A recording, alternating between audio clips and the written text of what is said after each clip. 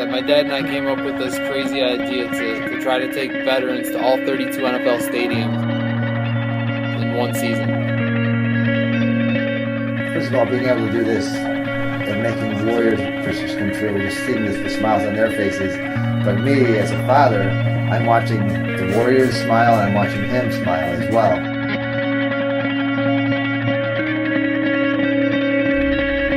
To coordinate going to 32 NFL games in 17 weeks takes a lot of time.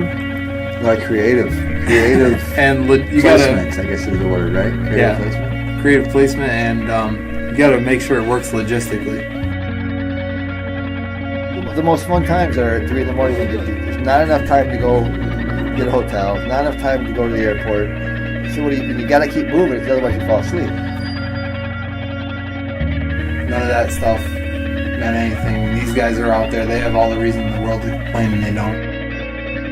You know, they're out there living their lives to inspire other people and making the world a better place. And, you know, it's really inspired me to want to live that type of life. It's a double good, because it's like you're putting smiles on his face because you're putting smiles on the other guys' faces too. And it's something that I'll cherish forever. It's the best thing I've ever done in my life.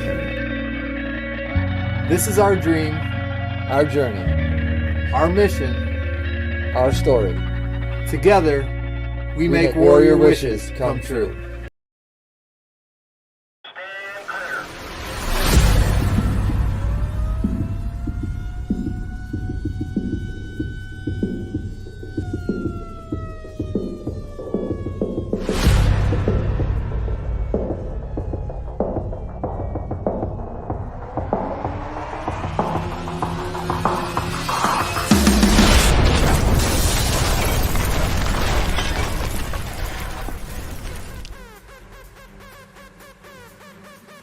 Let it hit, Scott. Let it hit, Scott. What's up? Damn.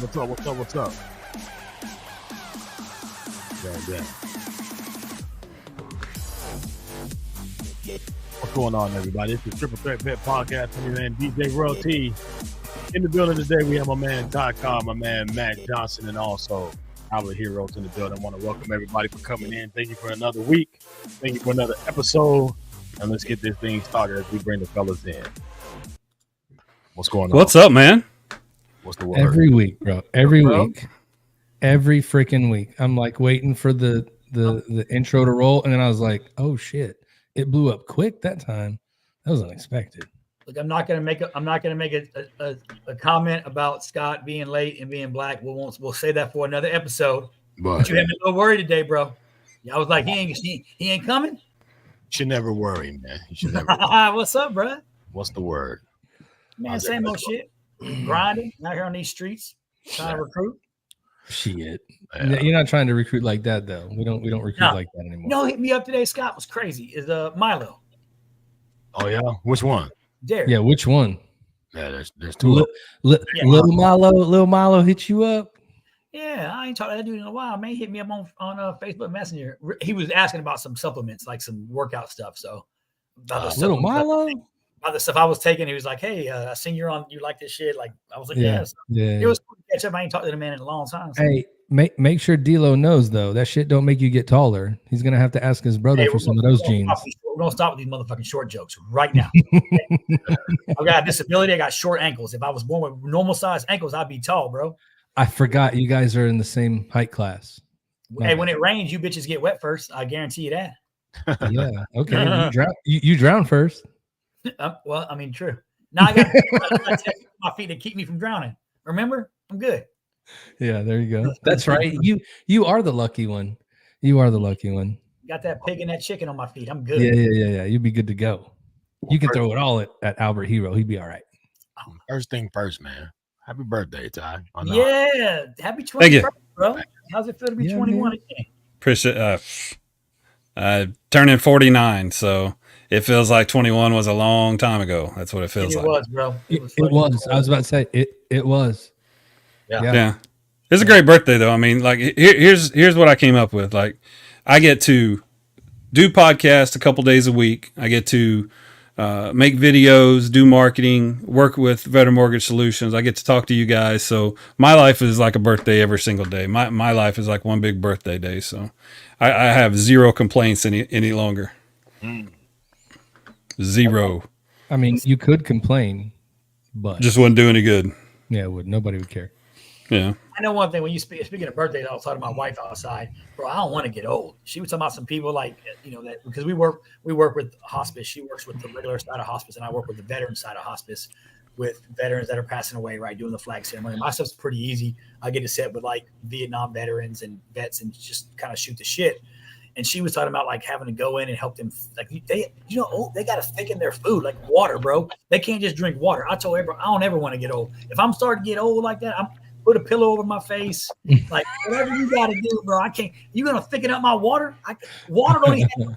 Now you gonna make some thick ass water? Oh, so bro, you got me at thick water, bro. They have a thickening agent you can buy in a grocery store that thickens food, liquids.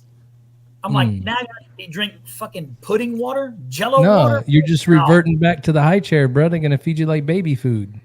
And if I start losing my mind, like I'm getting Alzheimer's or whatever, that's a horrible disease. I watched my wife's grandmother pass away from that. I told April, the day I'm in my right mind, wheel my old ass to the end of the lake at the end of the dock and let me just fucking like I'll make it look like an accident. Don't let me forget everything. You know what I'm saying? Yeah. Nope, Okay, that makes sense. I see that Ty's got 1 foot in the grave apparently at 49 because he's like, 21 was so long ago. Man, it really wasn't that long ago, bro. Man, I mean, I got kids that are 28 years old. I got grandkids, so I mean, it really, I mean, it's not bothersome, but it makes me feel old. Like I remember when my dad turned 50, I remember thinking he's old, but I don't really feel that old. It's just like I don't want to go out. I don't want to do that kind of stuff that I did before. So me being 20 was 30 years ago. How it was. I'm sure any one of us could remember, like when we used to go to parties, like I was shutting that bitch down. Like I was the last one to leave. Now, meanwhile, I have a game plan. Like, okay, look, when we get there, for one, we're not eating people's food. We'll know if it's a potluck, I'm not eating this shit. I know you like that. Two, we're gonna bring our own cooler and beer. And when my shit, I give you like the fucking code word, like blueberry pancakes. It's time to fucking go. Like, if you're inviting us. Have a good night, right? I'm not built for that club life, bro. That's what being old and married is all about, having that code word to get the hell out of Dodge. I mean, going to the club is one thing, dude, but like if you go to someone else's house, we're always like, we're not staying long. Like it's SpongeBob, bro. Well, me and Matt, 3 hours later, you're just like still there. But Matt, we went on a couple road trips where Matt was like, hey, bro, not a good idea. Like, let's just go to the room, have a beer. I'm like, bro, we're going out. And I was like, Matt, I'm just going to drink one beer. Just one, bro. 30 times. Yeah. And tell you every time it's just one. This guy right here bought me one.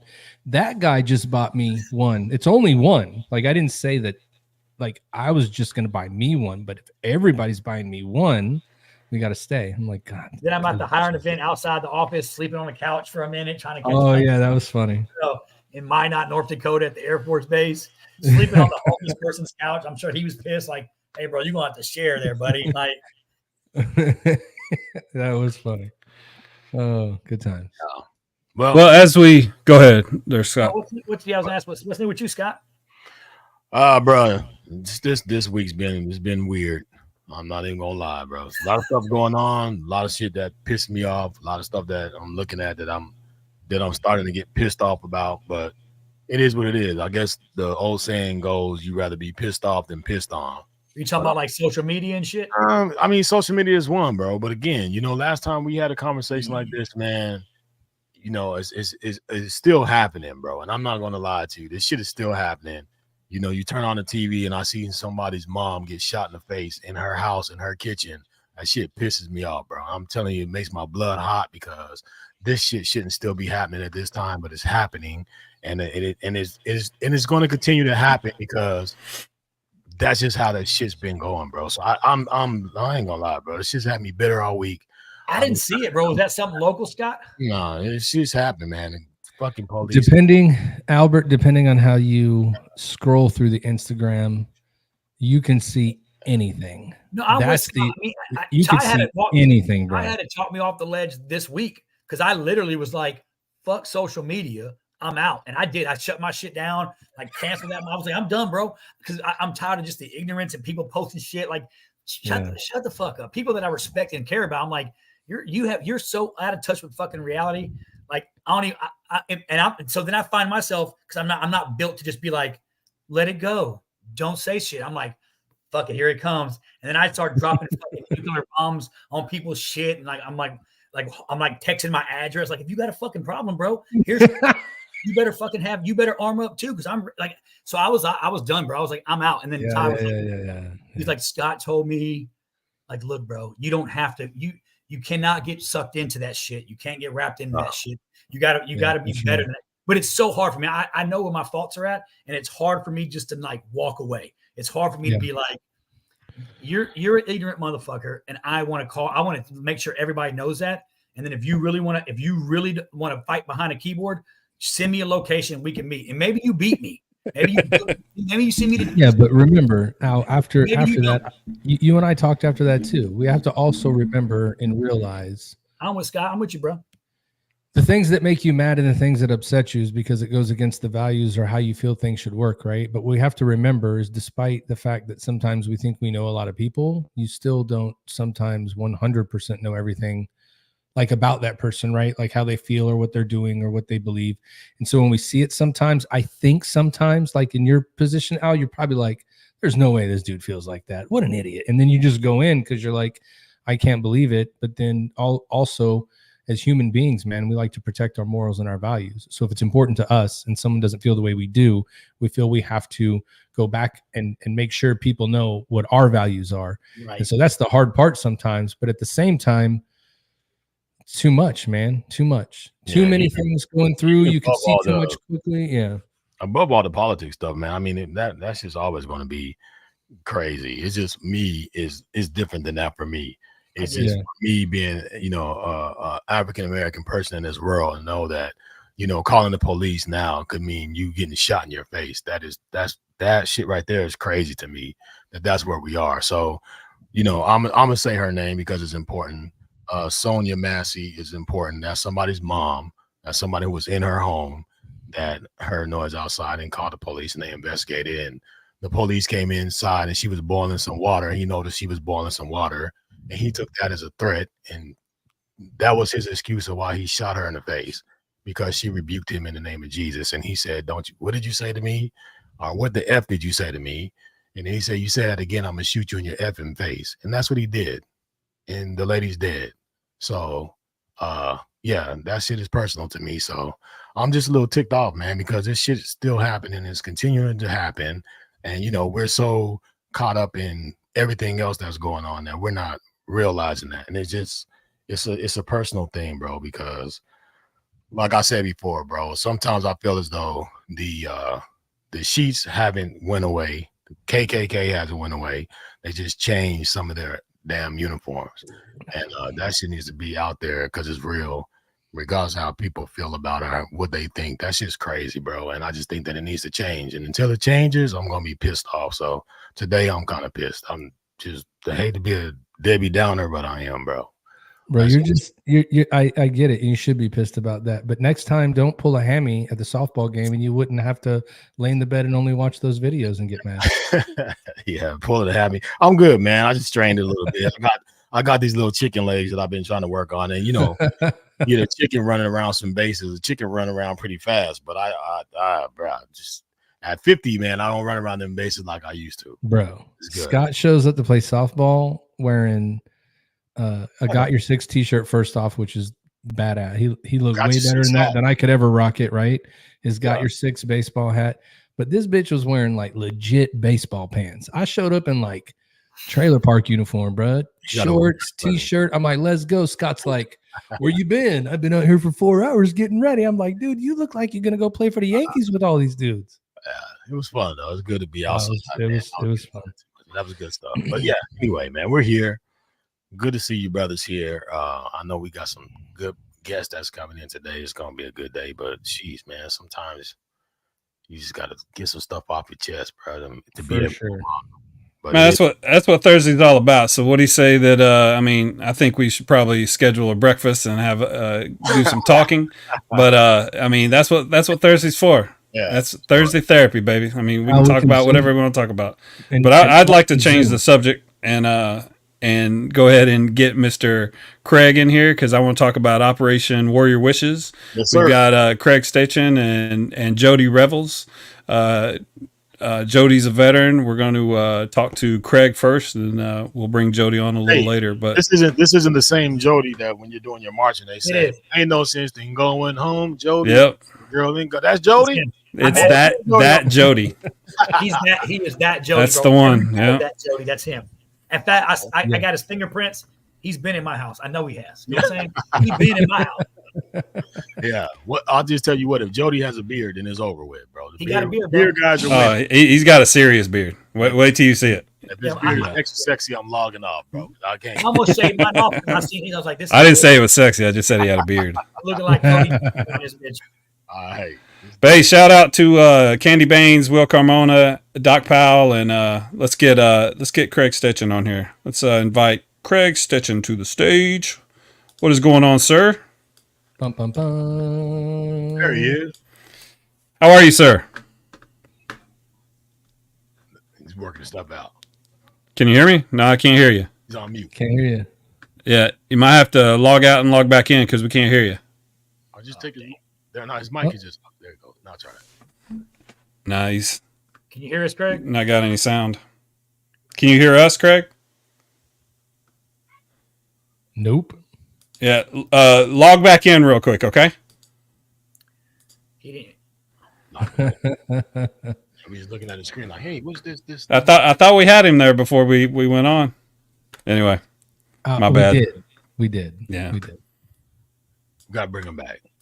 I mean, but not everybody can fix their internet the way Al has the last few shows. Hey, you know bro. It went from like, I got to my like, little plug in damn. with nothing plugged into the socket. I'm in a better area. Make sure my shit is ready. Nice. Yeah, Listen, I thought you were going to take see- your beard down too, man. I thought you were going to. I thought about it. I can't. I was gonna do it myself, but I'm gonna wait and go to my barber and have him. No. We should just all shave them all completely off and let them regrow.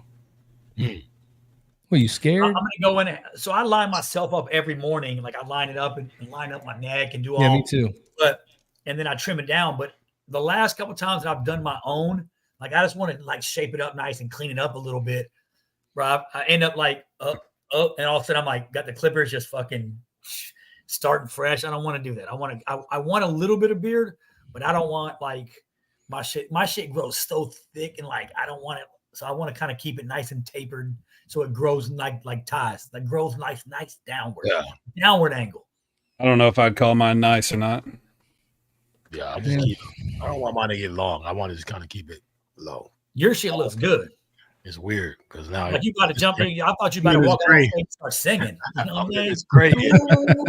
It's weird just to accept the gray, but my wife is like, accept the gray, bro.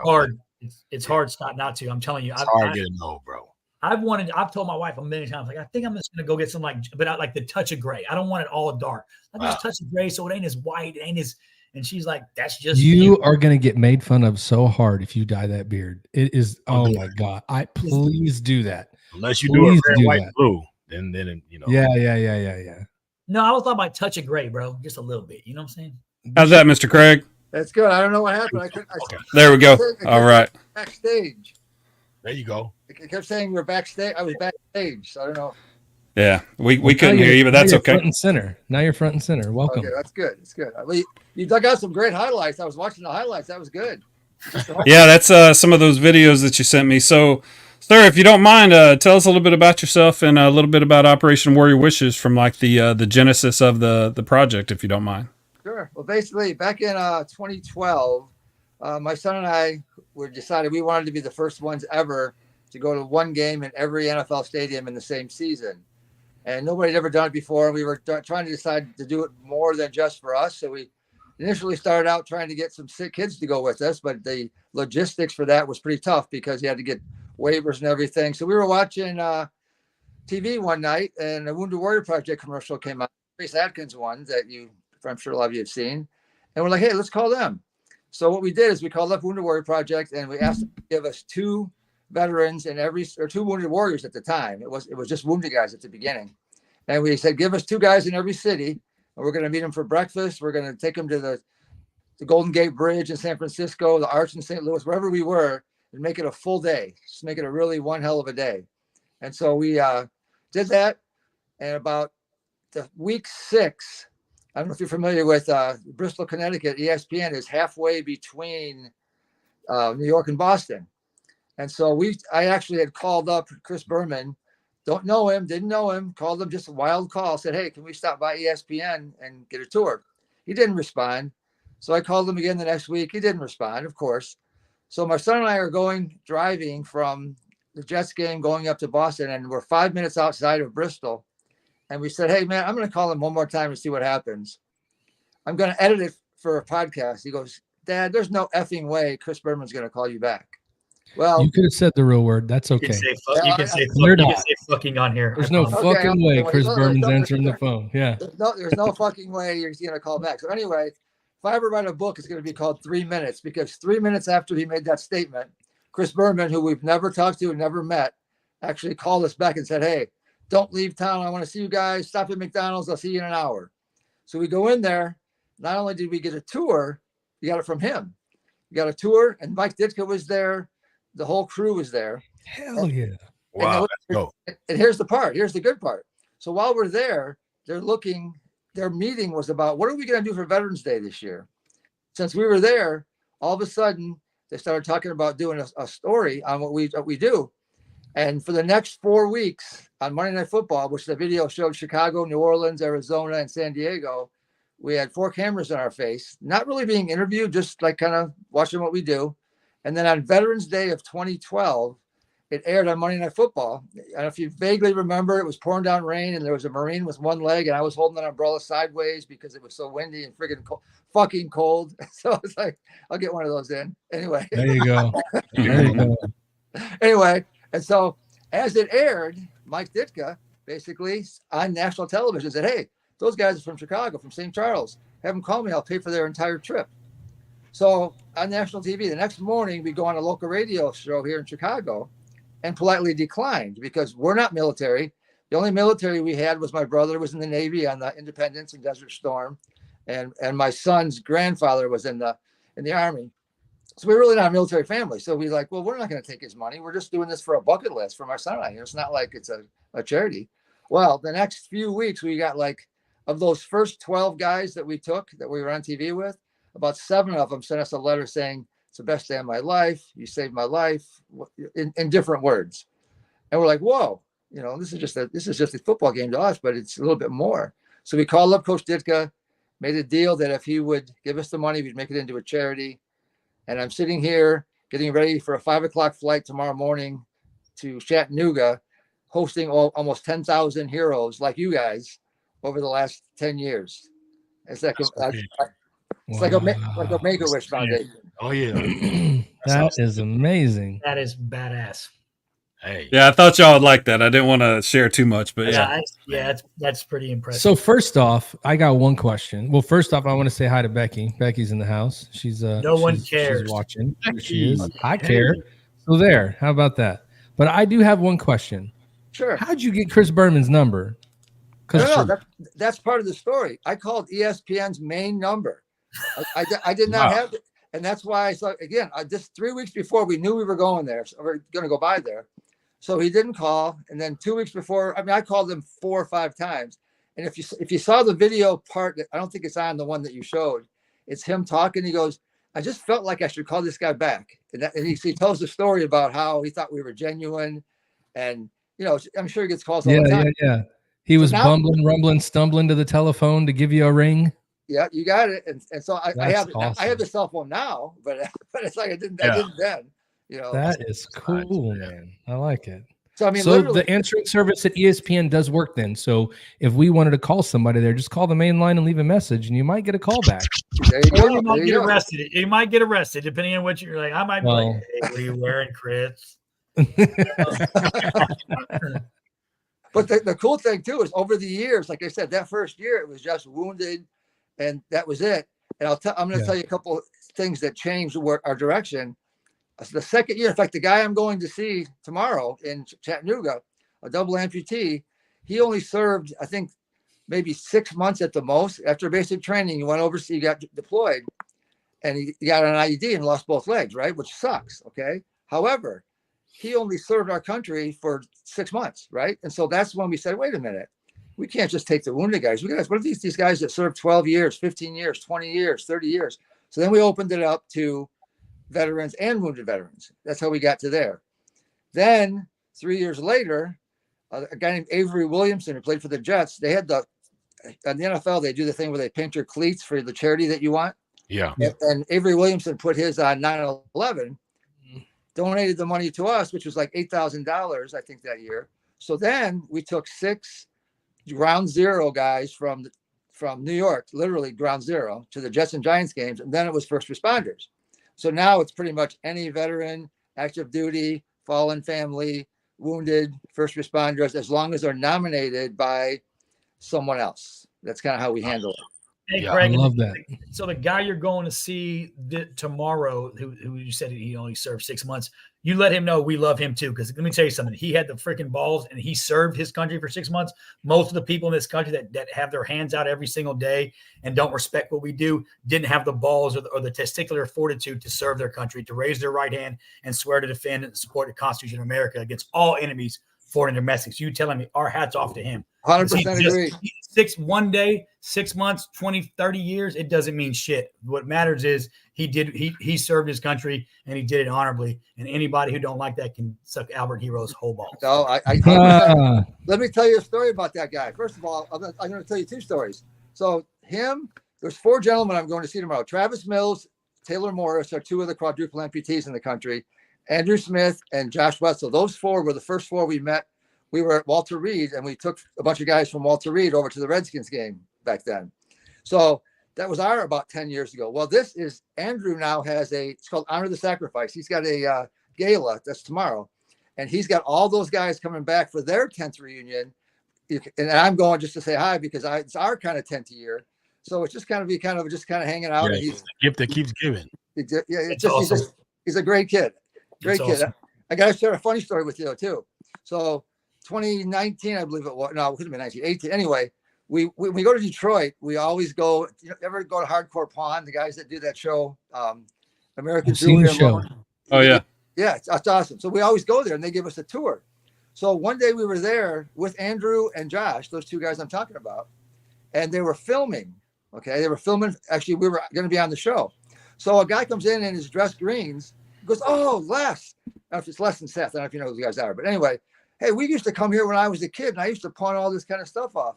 And so he's talking, and he just wants to get on TV. And all of a sudden, Andrew and Josh, to your point about the badass stuff, they noticed that this guy's badges. Now, keep in mind, I'm a civilian and would never have noticed it. But Andrew and Josh noticed that this was a fucking fake. It was a fake.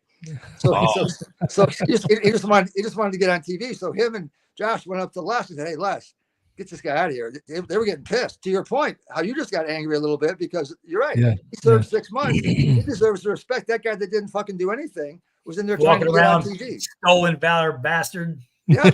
Oh, I know. So they kicked him out, and unfortunately, we weren't on TV because they didn't show that episode. But anyway, that was just a couple cool stories about some of these guys. That's awesome. You should have told him to pull his steel leg off and bust him in the top of the head. That'd have been awesome for a TV show. Yeah. That's crazy. So you said that this started as a round trip for you said you and your son to go see games, and it was a bucket list. Yep. Nope. So go ahead.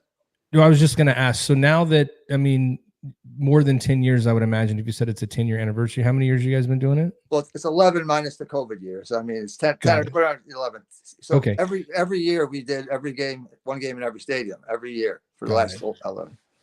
So when you first started taking the vets, I'd imagine it's like, hey, let's just do something nice for some people.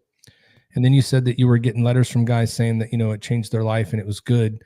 How do you see, like, have you guys built, and I'm sure the answer is yes, but you guys have built a community around this, people that know each other now, that they stay in touch? Like, what's been the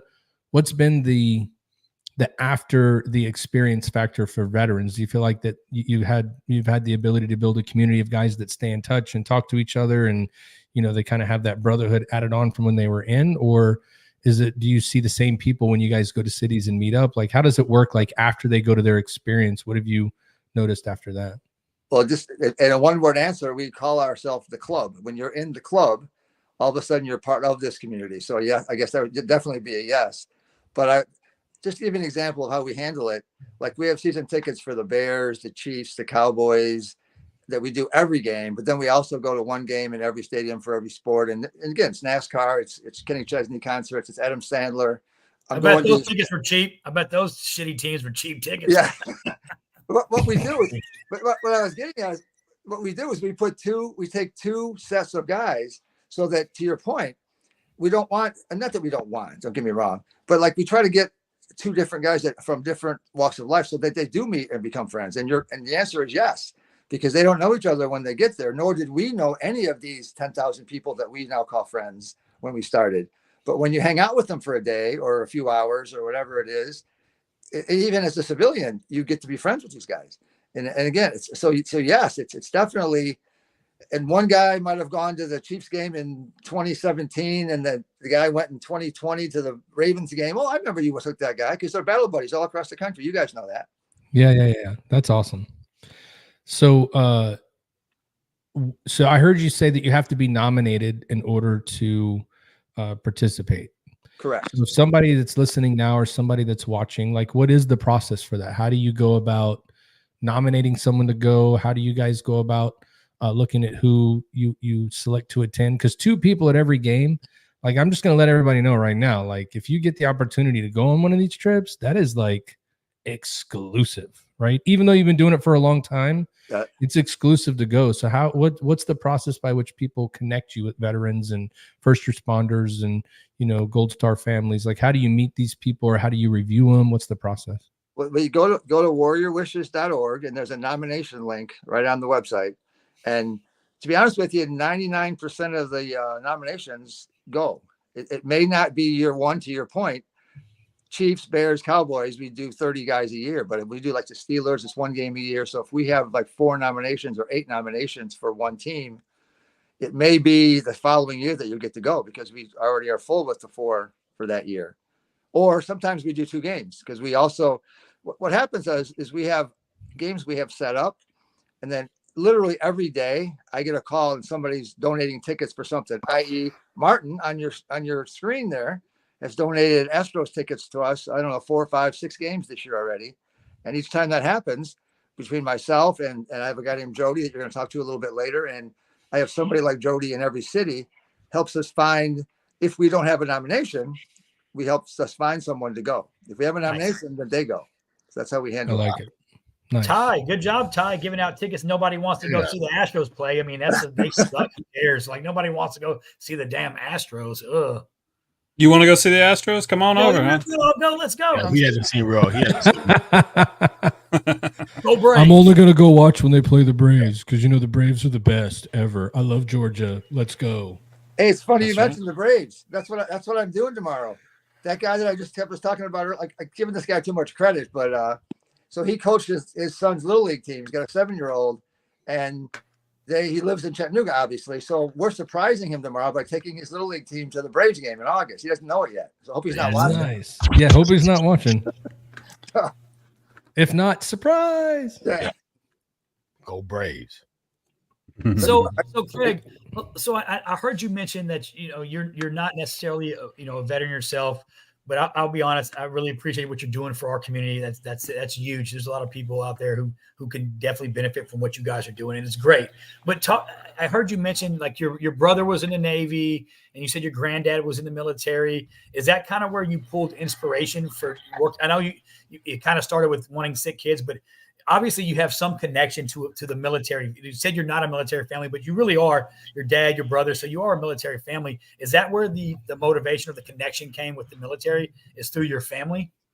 Initially, yes, but then I just remember my son or my brother telling me about the sand spiders that jumped straight up and down all the time when he was over there. That was one of the stories from him. The camel spiders. Yeah, camel. Yeah, that's it. Anyway. Yeah. So yeah, at the beginning, but then honestly, the more it's almost like a adrenaline rush. I think we lost you. I think I lost you. Oh no, we're there. But real quick, Al, what are you thinking of when you're looking at good old Ken in that picture? Ken looks like he'll whoop your ass. Ken looks like Ken is wearing CB greens, dog. Ken looks like he was a CB. Hoorah! See, those are them old school Marine Corps joints right there, dude. Hey, Starch them up. They look all shiny. Yeah. Those are the ones we came in with. That's what they issued us when we got there. As soon as I saw that picture, I was like, oh, there's a B on that pocket. Oh, that dude was a CB. See the pocket. Yeah. I like Ken already. Ken looks like he'll put some hands on you. Ken's got that mustache. He looks like an old school chief. I was like, non-Xbox counseling. I bet he would. Yeah, man. That's not a fish ass mustache. If you ever see a guy with a mustache like that, just know don't fuck with him. Don't fuck with him. He knows some shit. He's seen. You walk around with a mustache like that, you got hands. That's just what it is. Yeah. You have to, Scott. Yeah, for sure. That's cool, man. Well, I like the fact that you guys have expanded it more. And so what has been obviously meeting Chris Berman early on couldn't not do anything but help, right? I mean, it was like it's meant to be. It feels like in the story that you told, like it was going to happen. Like the fact that guy called you and you're able to meet him is great. What has been like? Do you now find that other athletic competitions or concerts or artists or people like hear about what you're doing, and do you guys now have those entertainment acts reach out to you to ask you to bring people, or are you still in the mode where you're also still grassroots calling people, seeing if they still want to help? A little bit of both, and more of them reaching out to us. If not reaching out to us, at least acknowledging that what we're doing and what do you need, kind of thing. Like we have a guy on pretty much every team, either a sponsor, a coach, the team, a player. For example, Zach Martin in Dallas for the Cowboys. We have someone that has access for us. Dan Orlovsky on ESPN. And then up until the last couple of years, every year we would go to the ESPY Awards. I had 12 guys got to go to the ESPY Awards. We go on, backstage and all that kind of stuff. We get four Super Bowl tickets every year from ESPN. So I mean, yes, there's definitely a connection. Chris Berman actually next week at the Hall of Fame game in Canton, he'll come over and hang out with my guys for about an hour and have lunch with us. So I mean, stuff like that. And that's just him. To your point, yes, Brian Urlacher is very good with us. Jim McMahon does a lot with us, and we got Jimmy Mack. I don't want to do a lot of name dropping, but we are fortunate once you've done this for 10 years and you do it for the right reasons and you've got you're squeaky clean all the way around your organization, people tend to help you out a little bit. Oh, absolutely. Yeah. I'll tell you though, the thing that rings true for me, and knowing everybody that's on our podcast that comes on every week that hosts, and then a lot of people that we bring on to watch, all the names that you're dropping, people are like, oh my God, I wish I could meet him. Oh my God, that would be amazing. Because the thing about it is, if you're a military guy, you were a veteran, you served, you were in, like, a lot of times when you're like, deployed or you're away, the thing that gets you through is sports. Like that helps. Like knowing what the home team did, and then you can talk shit with the guy across the room about like your team sucks, mine is better. Like that just invokes like a whole nother level of togetherness when you talk about sports and things like that. So like the fact that you're bringing people to meet those guys, there's going to be people that meet someone that they're like, man, I like this dude was my hero growing up, right? Like this is the guy that I used to look at and I was like, he's amazing. And now you're making like those dreams come true for some grown ass dudes that act like little kids seeing Mickey Mouse for the first time. You know what I mean? And it's amazing. To your point, I got a guy in Indiana, Matt Bowman, double amputee. He woke up watching Dan Gable wrestling on his TV at Walter Reed, and he's a huge wrestling guy. He coaches wrestling with his kids now. So to your point is very well taken there, because you're right. That's what got him through it. He's healed with it, and he's lived with that wrestling in his soul the whole time. Nice. I love that, man. That's amazing. One thing I want to say too, I just want to, it's nothing to do with who we take has nothing to do with how much money you make, how high of a rank you are. It could be anywhere from that private, just getting in, to your point with Andrew Smith, just the few years he did. So like, for example, this fall, David Bellavia is a Medal of Honor recipient. I'm not sure if you know who that is.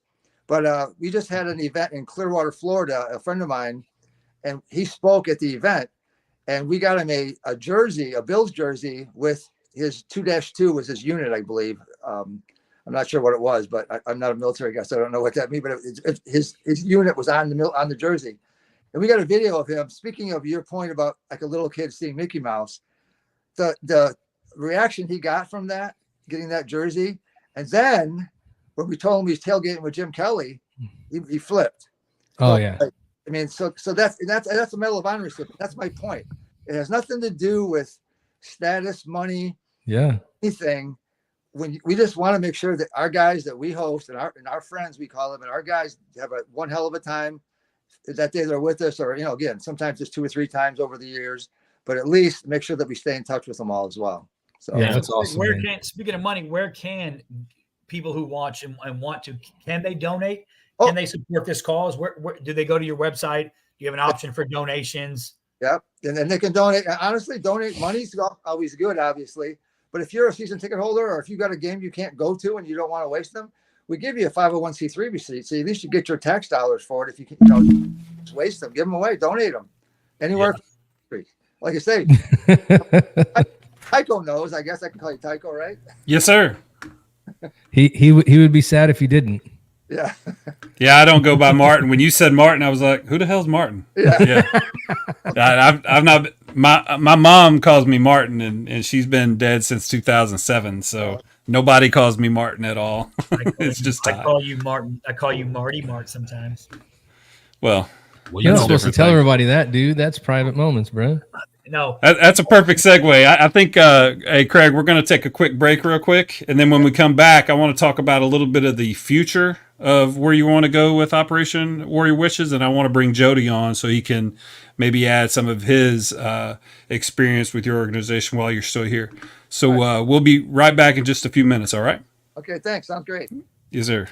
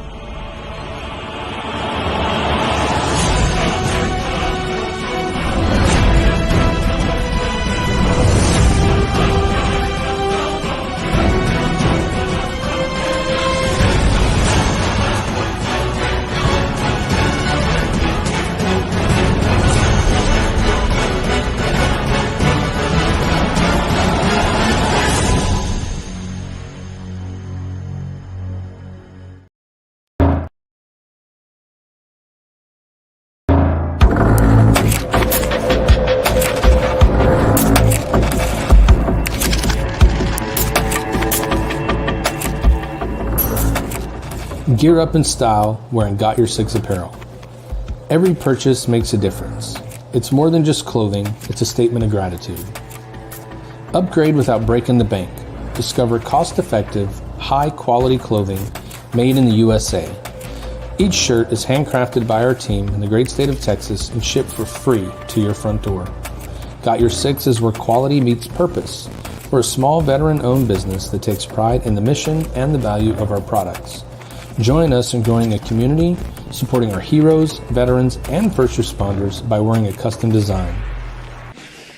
I thought you'd never ask.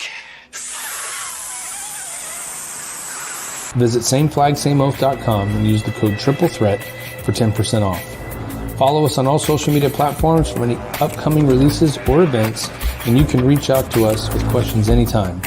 We are here to support our brothers and sisters.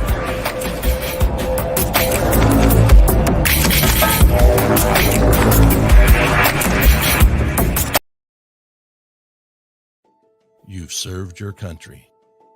Let us serve you. Buying a home can be a stressful process. At Veteran Mortgage Solutions, we have decades of experience qualifying your benefit income and making it part of your credit profile. We help veterans obtain mortgages at great rates with better terms. This is our dedication to America's warfighters.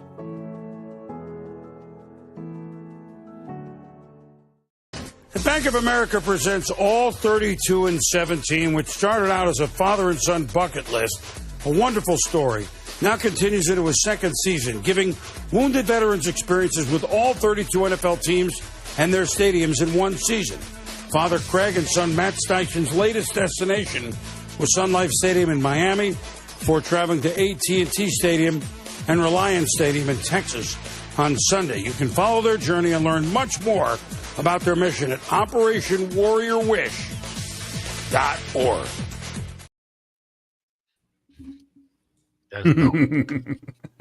That's the coolest thing ever, dude.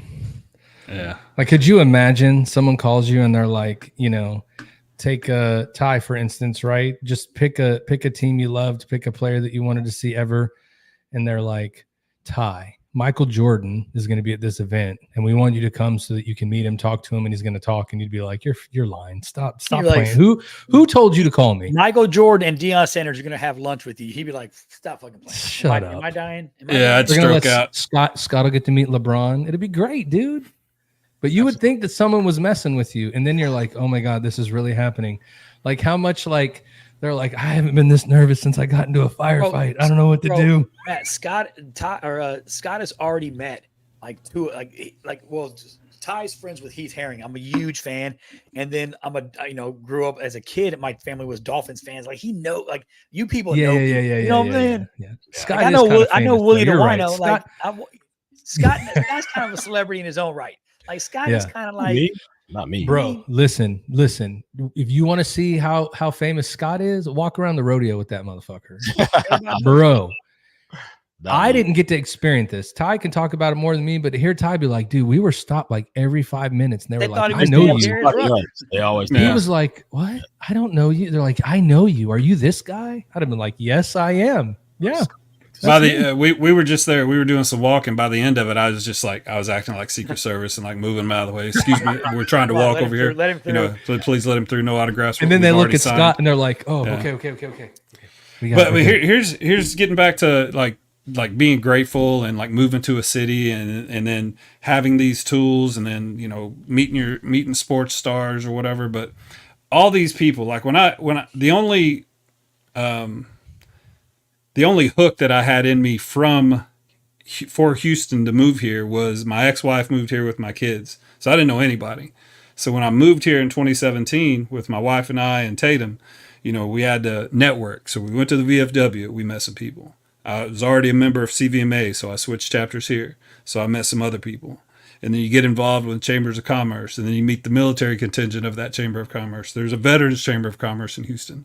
So there's so many things that we've been able to put together through 57 episodes now to where like we can reach out and we can make things happen for veterans. We know these people, they know other people. I mean, this is exactly what I love doing, is being able to pay it forward to show all these people, because I feel shitty. I feel you, Scott. I'm an empath, so I'm kind of fucked up today because of your emotions. So it's got me shook. I don't want to. So yeah, but check this out. Like, you taught me one of the best lessons ever, because I was one of those real intense dudes when I was in the military. You told me when we first started this thing 57 episodes ago. Yeah. Don't even sweat that, because I went at people. Yeah. When they said stuff, I went at people. Out the same. Right. Yeah. Well, you know what? So Scott, you helped me with that. So I'm here for you, brother. So you passed it to Ty, and he passed it to me this week. I didn't know I didn't know that. I don't really watch the news like that anymore. Like I try to stay off. So, I'm with you, brother. If you need to talk, it's all good, man. Like I said, it's just one of those things. You just get it, and it's like, man, come on, bro. But we're talking about good stuff. Hell yeah. Look at him even when he freezes, he looks perfect. Beautiful. He looks good when he freezes. That's bro. That's messed up. Sexy mother. Yeah. What makes me happy, can you guys see me? Am I good? Yeah. You're good. You're good. What makes me happy is seeing Craig's face when he talks about helping veterans. That right there is priceless to me, because you can just see it on him. His pride's contagious. He enjoys what he's doing, man. And he's doing it for the right reason, which is the reason why he's being blessed and the reason why it's gone as much as it has, because he's doing it out of the kindness and the love of his heart, and he truly wants to get back, and you can just see it all over him. So I hope this thing blows up. It was meant for Chris to answer the phone. You know what I'm saying? It was meant for that. Yeah, God works in mysterious ways, bro. Things happen for a reason, for sure. Man. I'm excited to meet the dreaded. In the military, everyone hates Jodie. We all do, because Jodie's that guy. That's true. And I'm excited to meet Jodie, because I know 2 Jodie. It's been a long time since, I never seen Jodie. I smelt his Stetson. I know he was in my house. You know what I'm saying? I found some drawers that was a little bit baggier in the front than mine, so I knew it wasn't mine. So I've always wanted to meet Jodie. I want to talk to Jodie and tell Jodie, look, bro, thank you for supporting the home front while we're out doing God's work downrange. You know what I'm saying? Well, let's bring Craig back real quick. So, Mr. Craig, as you can tell, you're hearing us from backstage. We really appreciate your story. We appreciate the fact that your son and yourself got inspiration from your uncle and grandfather, did this for veterans, and we hope that you get everything you want out of this, and that all the people that are wanting tickets, the feedback that I get of the people that get the tickets that the podcast donates, I mean, that's the coolest thing ever. Like, veterans are getting to go see stuff, kids are getting to go see stuff, wives that have never been to a game before, with their husband, because they were always deployed or doing something. They went with Jodie, or they went with Jodie. Or they went with Jodie, right? But I'm getting that feedback, and that makes me feel great. So thank you very much for that, sir. Well, that's why we do that. That's how we've gotten this big, is because we have a handwritten thank you to everybody that we take, or everybody that donates, just to make sure they do get appreciated for what you're doing for them.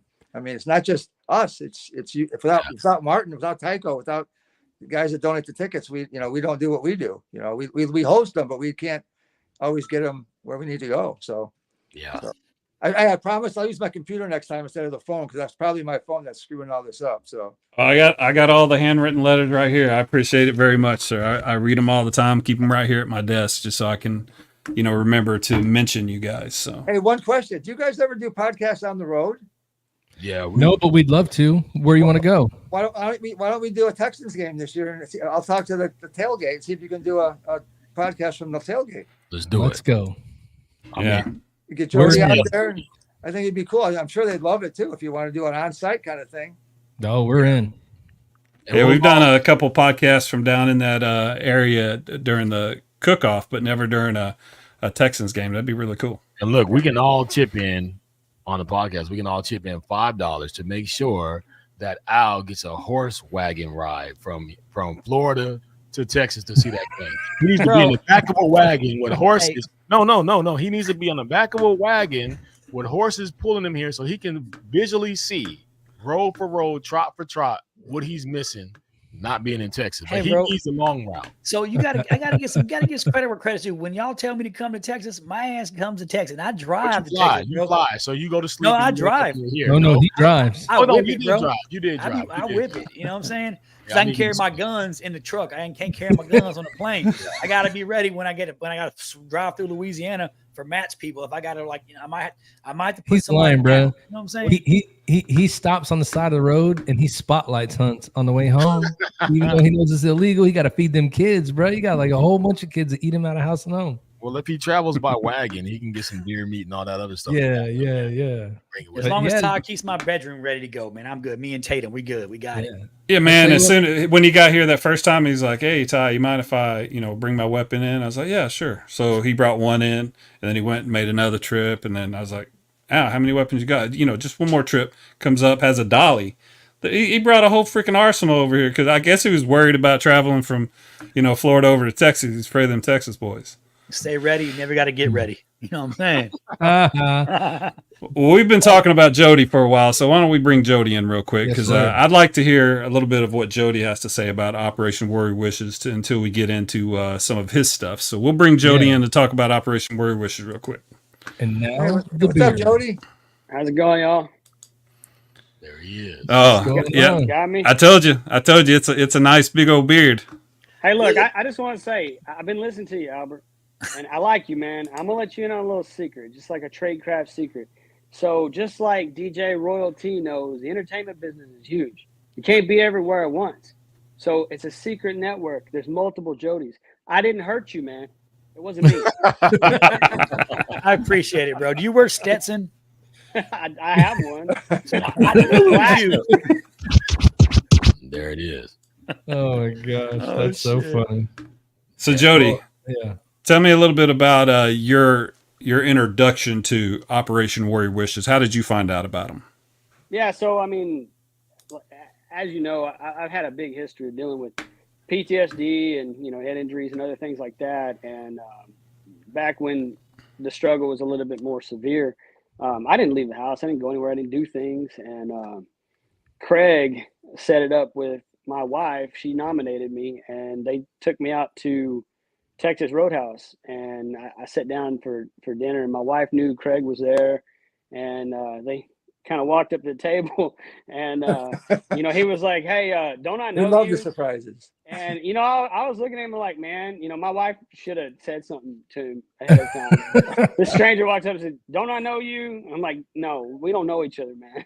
And he's like, "No, we went to school together or something." I was getting ready. I was like, "Dude, I don't know you, okay?" And dealing with the PTSD and everything.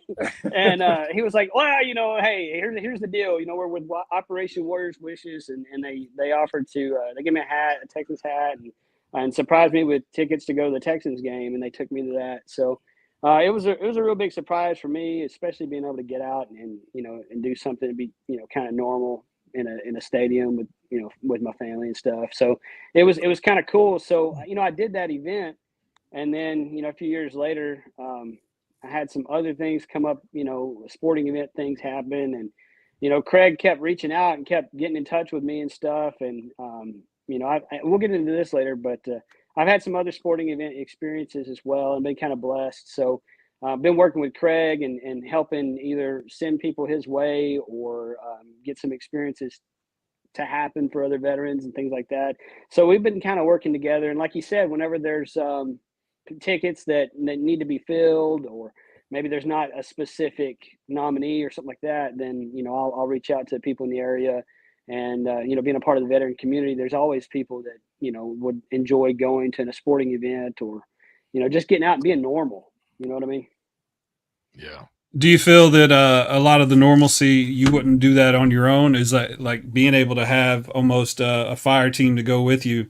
Do you think that would introduce you back to like a 55, 60,000 person arena better than if you just said, "Hey, honey, let's go get some tickets"? You'd probably never do that. So does Operation Warrior Wishes, do you feel that the other veterans are seeing that helps? Or yeah, I mean, whenever I was going to go, so I'd had a few experiences trying to go to Wounded Warrior events, and I bet a lot of y'all can kind of relate to this, but I would sign up and I'm like, yeah, that's cool, I want to do that, I really want to try that out, that sounds like a lot of fun. And then 2 days before, I'm like, nope, I'm not going to cancel this thing, I'm not going, I don't want to be out there around people, scratch it, I'm not doing it. And then Craig came up and surprised us, and I was like, okay, well, he's here, they've done this for me, my wife's there to support me, and then they kind of pushed me, and I felt like, okay, well, this is something I need to do, and and I went ahead and went through with it, and I had a good time, so having that support and having that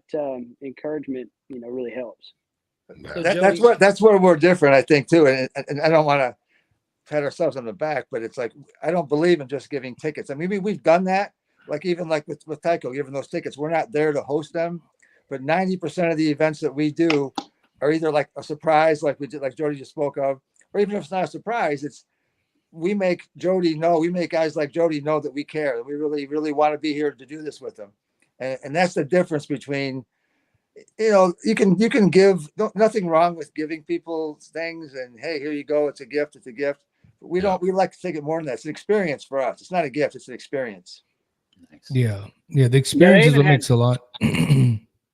Yeah, they even had Texas Roadhouse, the staff there involved, the manager and everybody. So, they came and sat down and got involved in it too. So it was like a community support thing to kind of encourage us to go out and do this. So, it's not just here's some tickets, congratulations. I mean, you could get that on VetTix, or something. There are other places, and that's great. I don't get me wrong. I love VetTix. But I can't stress enough, though, if the one point I'd like to make before I get off of here too is, without guys like Tycho, we don't do this. Without guys like Jodie, we don't do this. I have somebody like Jodie in every city that helps me out when I have stuff. in the last 10 years, I think I've told Jodie this, we've had like over 10,000 different like spots, tickets, like, whatever it is, a slot to go to see Kenny Chesney, a ticket, whatever. Only 13 times in 10 years have we ever had an empty spot, because I don't want to let that spot go wasted. Somebody's got to use it.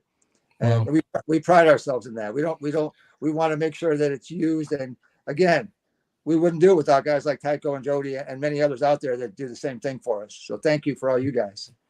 Well, thank you. No, thank you, Absolutely. Craig, for what you're doing for our community, brother. And you're part of the Triple Threat Vet family from here on out, brother. If you ever need anything, we're right here. But no, thank you for what you do, man. It's very admirable, because there's not a lot of people who are just doing stuff like Matt mentioned earlier, just out of the kindness of their heart, because they care about the veteran community, or they care about the people who essentially, let's be honest, the veterans out there are the reason why we have the freedoms and enjoy all the things that we enjoy in this country. So it's huge for what you're doing, coming from, like like you said, you never served, but you know what, you're serving now, and that's very, very impressive and admirable. So my hat's off, and I salute you, brother, and I appreciate what you're doing for us. So thank you. Yeah. Well, Mr. Craig, I appreciate you coming on. I wanted to make sure that Jodie shared a sentiment with you, because since I've come to know you, Operation Warrior Wishes has become very near and dear to my heart. We give tickets whenever we're not going to use them or family doesn't use them, and it's beneficial to pay that stuff forward, because the feedback I get, and of a veteran having fun with their family at the Houston Astros game, even though I'm an Atlanta Braves fan, it just makes me feel good, and I'm glad we can do that. So, Mr. Craig, thank you very much. Thank you very much for coming on, and we'll catch up with you soon. Thank you, guys. We'll see you at a game in Houston here this fall for sure. Yes, sir. We're there. Okay, I'll be in touch. All right, Yes, have sir. a good one, sir. Thank you. I wore my Jodie shirt for Revils. you, man. Tycho, this is all for you, brother. Yeah. I was gonna say, Al, I know that you got 2 GEDs, but that thing says World Championship and it's got Astros orange on it. We've got a couple of those. Just so you know. Two. We got a couple of those that we got. Shut the fuck up. We got two. Hey, no. So Jodie, I'm glad. So we got you now, man. I really want to hear a little bit about your military service, man. Talk about what you did in the Army and how long you were in. Kind of tell us about you a little bit.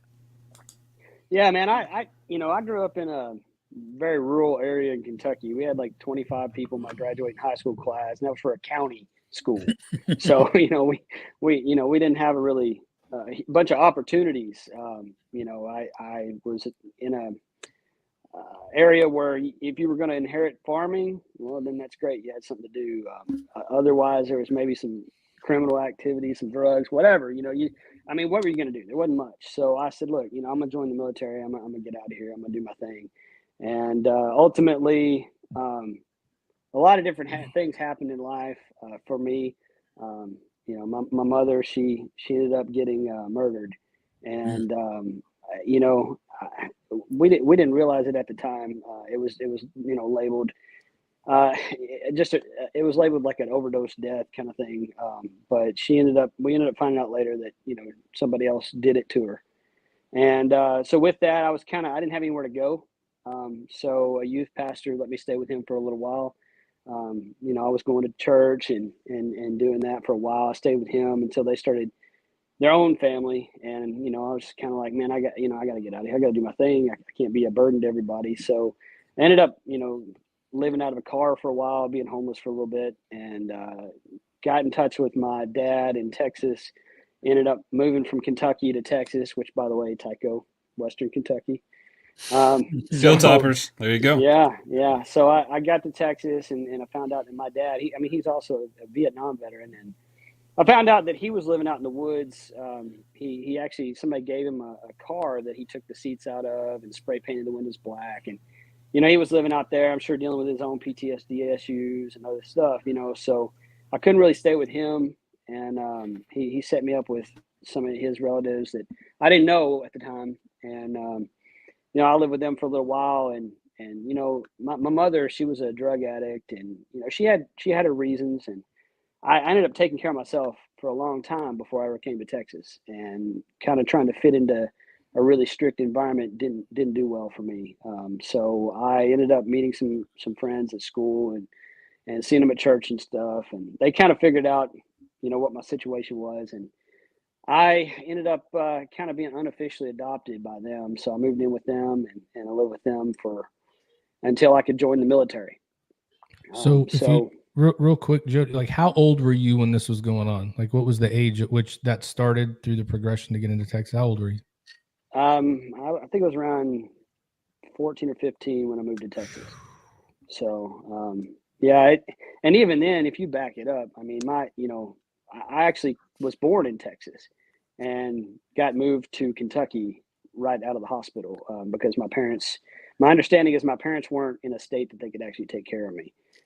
So my grandparents took me in and ended up back living with my mother because my grandfather ended up committing suicide. So he was dealing with his own, demons as well. So, jump into that. It was with my mother till about 14 or 15 and then got to Texas. And then, like I said, things just one thing after another, led to me ended up deciding, okay, now I can finally go into the military. I can not have to have anybody be responsible for me. I can take care of myself at that age. I was 17 when I first tried to sign up, and I didn't really understand what was, what the process was. And through talking to recruiters, I ended up waiting until I was 18. You needed that parent signature to get in at 17. So if you don't have that parent signature to be had, right, then it makes it extremely difficult with all the troubles you had for sure. Like your easiest route was to wait till 18 with all probably the hurdles to jump through that would have probably had you go back through a whole bunch of stuff again in order to get that done, right? At least your recruiter was like, well, we should probably wait, because most recruiters have been like, bro, we can get this done right now. I'll sign this shit for you. I'll be your daddy. Give me the damn pen. You know what I'm saying? Well, I got you.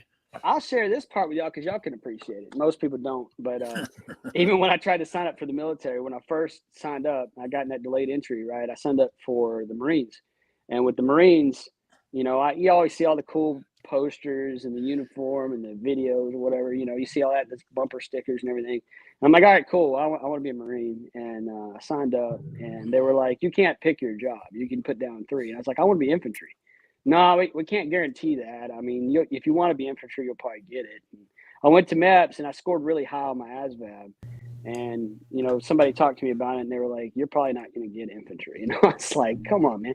So, I picked my 3 wishes, and then I went over to the Army recruiting door next door. And I was like, hey, what are my options if I want to pick my job? And they were like, yeah, you can pick your job in the Army. I was like, oh, really? I said, well, I want infantry. And he's like, well, I mean, let me talk to you about your options. I was like, no, I want infantry. He goes, well, you got a good score in your ASVAB and all this and all that. And he's like, I think you could probably get something else. I was like, go get me a contract for infantry now. I'm going back to the Marines. So they did. They wrote me a contract for infantry. So let me ask, did you do all that at MEPS? So all that was at the recruiting station. Yeah. So real quick, you just said something that was super key that I used to key on when we was recruiters. You said you joined the delayed entry for the Marine Corps, right?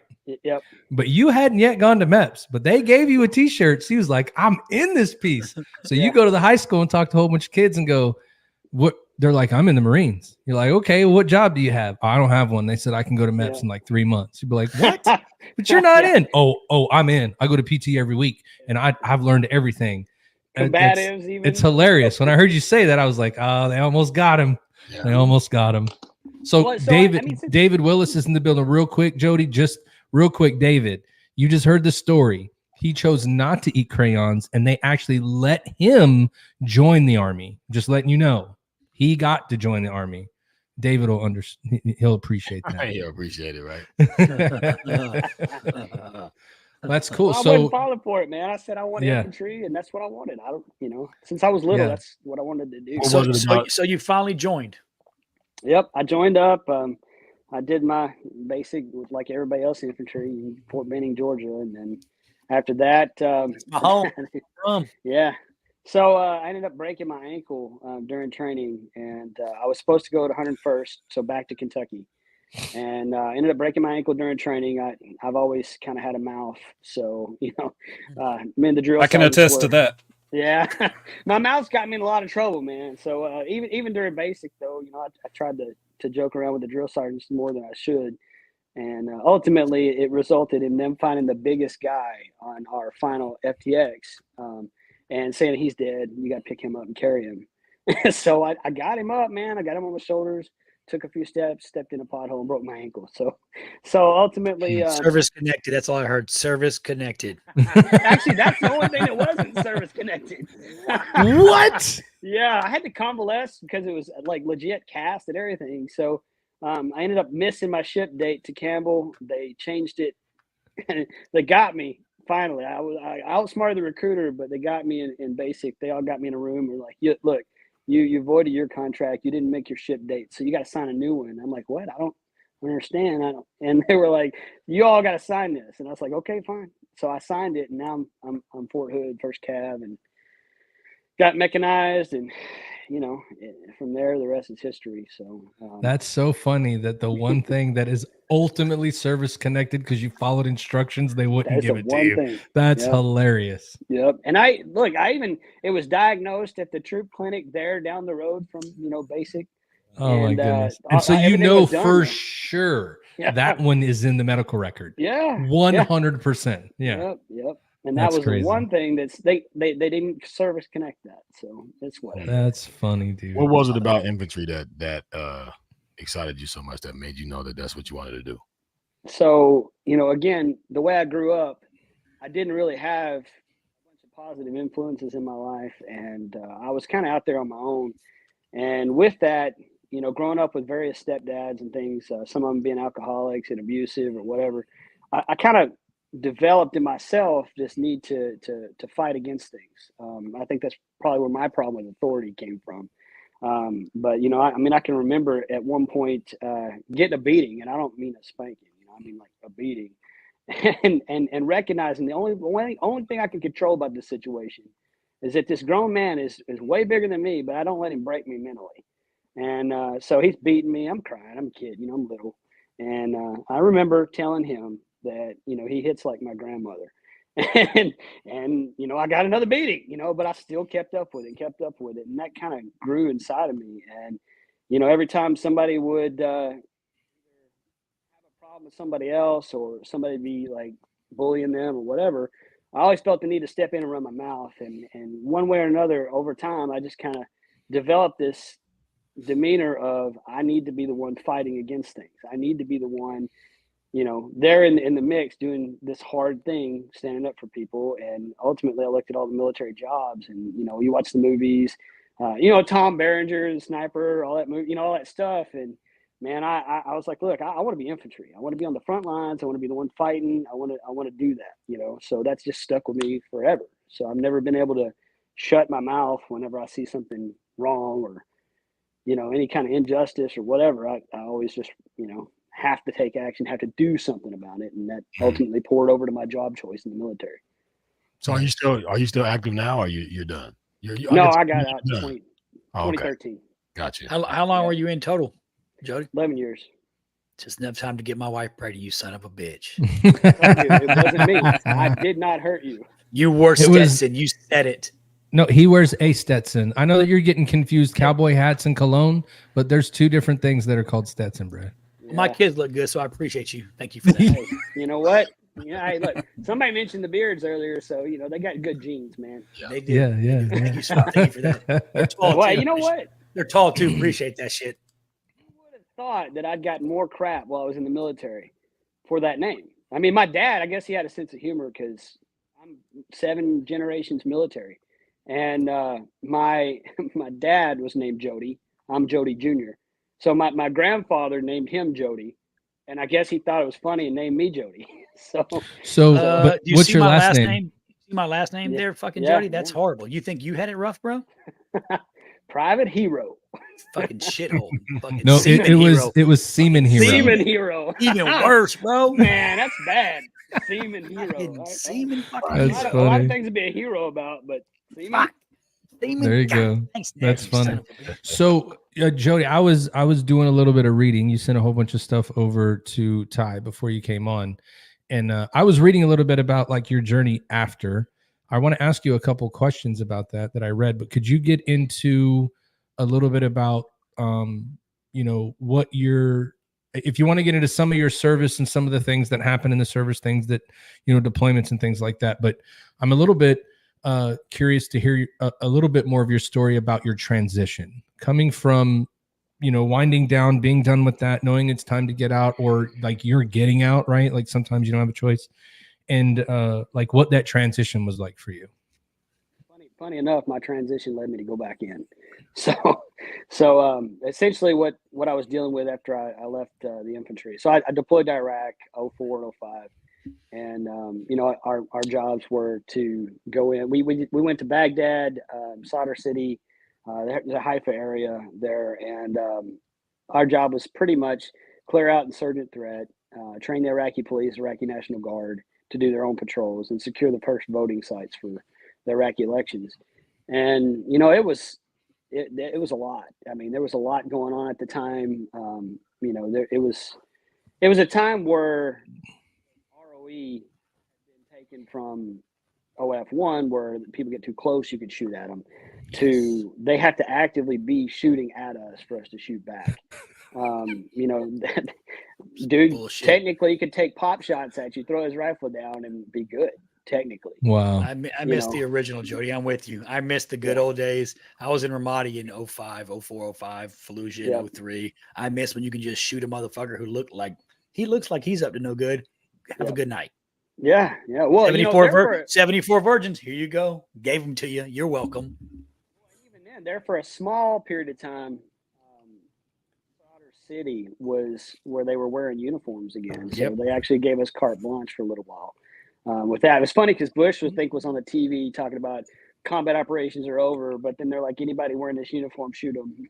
So I was like, that's cool. I mean, one way or another, right? And then, but it did go back pretty quick to we had to literally wait for any kind of action from them to do anything. So, the ambushes and things happened quite a bit. We had places there in Baghdad, Grenade Alley, Purple Heart Alley, things like that. We would chase people through graveyards in firefights. They started shooting at us from mosques. And for a while, we weren't able to shoot back. And then there were other times where, we got clearance and, we leveled entire buildings with them in it. So, it was an interesting period of time, a lot of conflict. So either way, I got through the infantry and I got to the point where I was angry at everything, and I didn't know what I was dealing with. I didn't know it was PTSD. At the time I was mad. I was mad at the world, even my own friends. I'd get in fights with them, and, I didn't know what to do. And ultimately when we came back from the deployment, at that time we were pretty much told, don't talk to anyone. We have to let you talk to some tree hugging doctor who's going to ask you questions, and just don't tell them anything. Tell them you're fine and move on. And if you need to talk to somebody, talk to your battle buddy or talk to one of us, leadership wise or whatever, and then leave it alone. Because if you don't, you won't find a job. You'll be blackballed from society. Life is going to be hard for you. So just lie to them. And we did. So we went on like that, and we've had several suicides following that information. But that was like the best information even we had at the time, and the leadership had too. I mean, there was a huge stigma about PTSD. I mean, even back then, Wounded Warrior was only showing people with missing limbs and things like that, So it was like we didn't feel like if unless we were missing a limb or something, we didn't feel like we had a problem. So I didn't know what it was. I got out of the Army. I actually left active duty because I hated everything. And when I got to civilian world, I did decide I was going to go back into the reserve, so I didn't get IRR pulled to do something I didn't want to do. But after that, I did some firefighting for a while, and, I went into some other tactical jobs for a little while, and, I struggled being in society with people. And, with that, I ended up ultimately deciding, okay, look, I got involved physical incident. It was a security type incident where a guy was shooting a gun, and I got to where he was. I didn't see the gun, so I went hands on with him. I tackled him, and we fought for a while. We fought over the gun, and ultimately, I had him. I had him where I thought I had both of his arms above his head, and my head in his chest. And ultimately I had one leg and one arm, but the other arm was reaching for the gun still. So I'm punching him in the face over and over and over. And ultimately we got to a stalemate and said, look, you know, he said, look, stop hitting me. You know, I'm like, all right, but if you move, I'm going to keep it, you know? And we just laid there, and I just laid there with my hand ready to pop him in the face until somebody else got there. And with that, I ended up tearing my ACL completely in half. My meniscus was torn up so bad they had to remove it. You know, so I went through some physical therapy for that, trying to get everything back right. And I just told myself, look, you know, I don't fit in the civilian world. I don't fit in, you know, doing anything. So I got to go back in the military. I got to fight this stuff head on. Whatever I'm dealing with, I just need to get back in the Army. So I fixed up my knee, got everything right. I went back in the Army and found out that no, that wasn't the answer. And actually, during the reserve time, I actually ended up changing my MOS to civil affairs. And with that, I thought, okay, well, when we were deployed, I worked with some civil affairs guys, and you know, their job was to they could create ways to make life better for the military and for the people there. So, you know, they were able to create sewage systems, school projects, fund the banking system, things like that, you know, do all kinds of things. But through the meetings and the deals with local leaders, they were able to make things happen to where our troops wouldn't get shot at. I remember one deal where they said, hey, you know, I mean, we're not going to bring you any more money to your banking system if anybody wearing our uniform gets attacked again here in Solder City. And they stopped. There were no more attacks for a long time. So, I mean, I thought that was pretty cool. I can go back, and the guilt that I'm feeling, which wasn't really guilt, it was PTSD, but the guilt that I'm feeling, I can fix it by doing some good.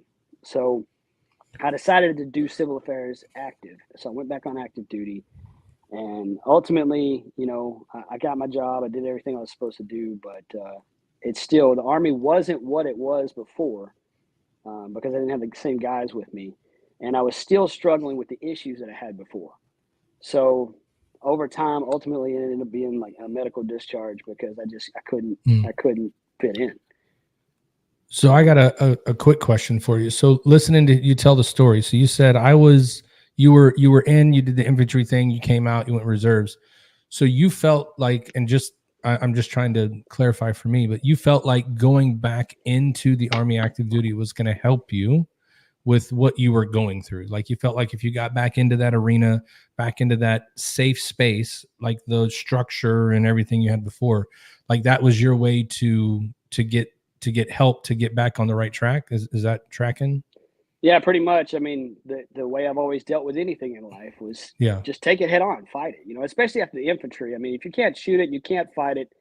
You know, there's something else you can do with it, or not. There's nothing you can do with it. I mean, you know, I mean, so I didn't know what else to do. So I said, I do think it's quite hilarious, though, that in the civilian world, you got into a fight with a dude, and the way it ended is he's just like, "Can you just please stop punching me?" He's like, "I won't do nothing else if you just stop I won't even reach for the gun." Like, you must have been laying that dude out. Or here's the other thing I'm thinking: that dude could take a punch. Because if you were hitting him that much and he was still able to be like, please stop hitting me, that had to be one hell of a fight. You got to think, though, I tore my ACL all the way in half. It fell down in my leg, and I'm still fighting with this guy. So, you know, I mean, it's adrenaline. Well, you know, he was probably like, I do not want to mess with him anymore. Like, just whatever it's got to do to make this dude stop. Have you ever tried to actually, like, in a gym or somewhere, physically fight for 2 minutes straight, nonstop? Yeah, it sucks. It's hard. It is hard work. Yeah. And people don't understand it until they actually get out there and try to do it. 2 minutes doesn't seem like that long, but it's 3 minutes on a 3 minutes. I tell people I wrestled all through high school and did some MMA like in my younger years. 3 minutes in a ring, 3 minutes on a mat is a freaking lifetime. Like that is the longest 3 minutes of your life. I promise. And especially if the other guy's doing good too. It's a long 3 minutes, buddy. And if you can make it that 3 minutes by that time, if both of you survive that long, I mean, are you really able to fight that hard? I mean, well, Jodie, here's what happened. Next time he's going to fight somebody in the Air Force. He's going to be like, what branch are you in? You was a Boy Scout? I'm taking my chances. You know what I'm saying? He ain't going to be like, you was Army? Scars on my hand from his teeth. And you was what? What branch are you in? Nah, I'm good. Oh, you was in the Coast Guard? Taking my chances. Yeah.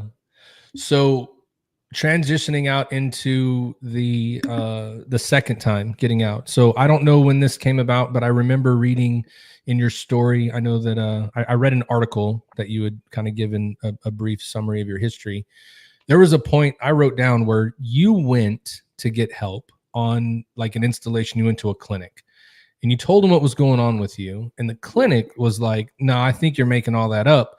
And you had to actually go see a civilian doctor. So can you because I know that the perception of that now is different, but back then, to your point, people were telling you guys, don't tell anybody because then you won't get this, you won't get that. So what was was it did you walk into the clinic on your own and say I needed to talk to somebody? Was it on one of those post-deployment briefings? Like, how did that go about? And then the other thing that I was interested in, did that clinic refer you out in town or did you choose to do that on your own? Yeah, no, it was me. Suicidal, and I was having a lot of issues at work with snapping at people and things, and having a special operations job, it's a little different from just regular Army. And I was pulled aside and talked to, told that I needed to figure it out. I need to find some help or figure something out. And I did. I reached out to a Army doctor. And the guy was less than receptive. I kind of explained my situation, what I was dealing with. I mean, we even got left behind on a patrol once in an insurgent stronghold area. So that kind of messed with me a lot. I was telling him these stories that happened to me, telling him why I feel like I have issues, and he just kind of said, "You know what, man? I think you're making it up." I said, "Okay, that's great. All right, well." I said, I want to go see a civilian. And are y'all able to hear me? Yep. Okay. Sorry. My headphones died. So I said, look, I want to go see a civilian. And I got referred off post. I saw a civilian doctor who was really amazing. He used to actually head up Walter Reed. And the guy was, he just pretty much explained to me what I was dealing with. By the numbers. I mean, what it was, why it was affecting me the way it was. And the more you know about it, the better you could deal with it. So I was actually getting some help. And that same doctor at Fort Bragg threw a wrench and everything. And he pulled me back on base. And because he was getting reports from the civilians, he pulled me back on base, denied my off-base privileges to see a medical provider. And he ultimately told me that it was okay if I go see somebody, but he wants me to go see his friend that's a civilian provider instead. Again, I already told you guys I was dealing with issues fitting in, dealing with my temper. Yeah. So ultimately I came across the desk and kind of put hands on him. And it wasn't a good situation, especially because he was a major and I was not. So, but fortunately, the way it worked out for me was that he was shady, and the story just kind of got squashed, and I got let to go see another provider. That other guy wasn't much help either because the whole group kind of knows the deal at this point. So I just said, man, I can't do this anymore. So I quit seeing mental health, and the unit ultimately decided that I needed to go to a warrior transition battalion, is what they called it. To go ahead and put me out of the military. And at that point, I kind of fought it. I got back out of the WTU or WTB, whatever it's called. And, that happened 2 or 3 different times. And then ultimately, I just accepted the fact that I just can't. Physically, I had physical injuries too. And mentally, I just can't fight all this anymore. I just don't have the energy to deal with it all. And at this point, they'd already started pumping me full of meds. I was on 20 pills a day at one point. So, I was unable to function. I couldn't do anything on the meds or couldn't do anything off the meds. So I just let it happen. I ended up getting kicked out of the military.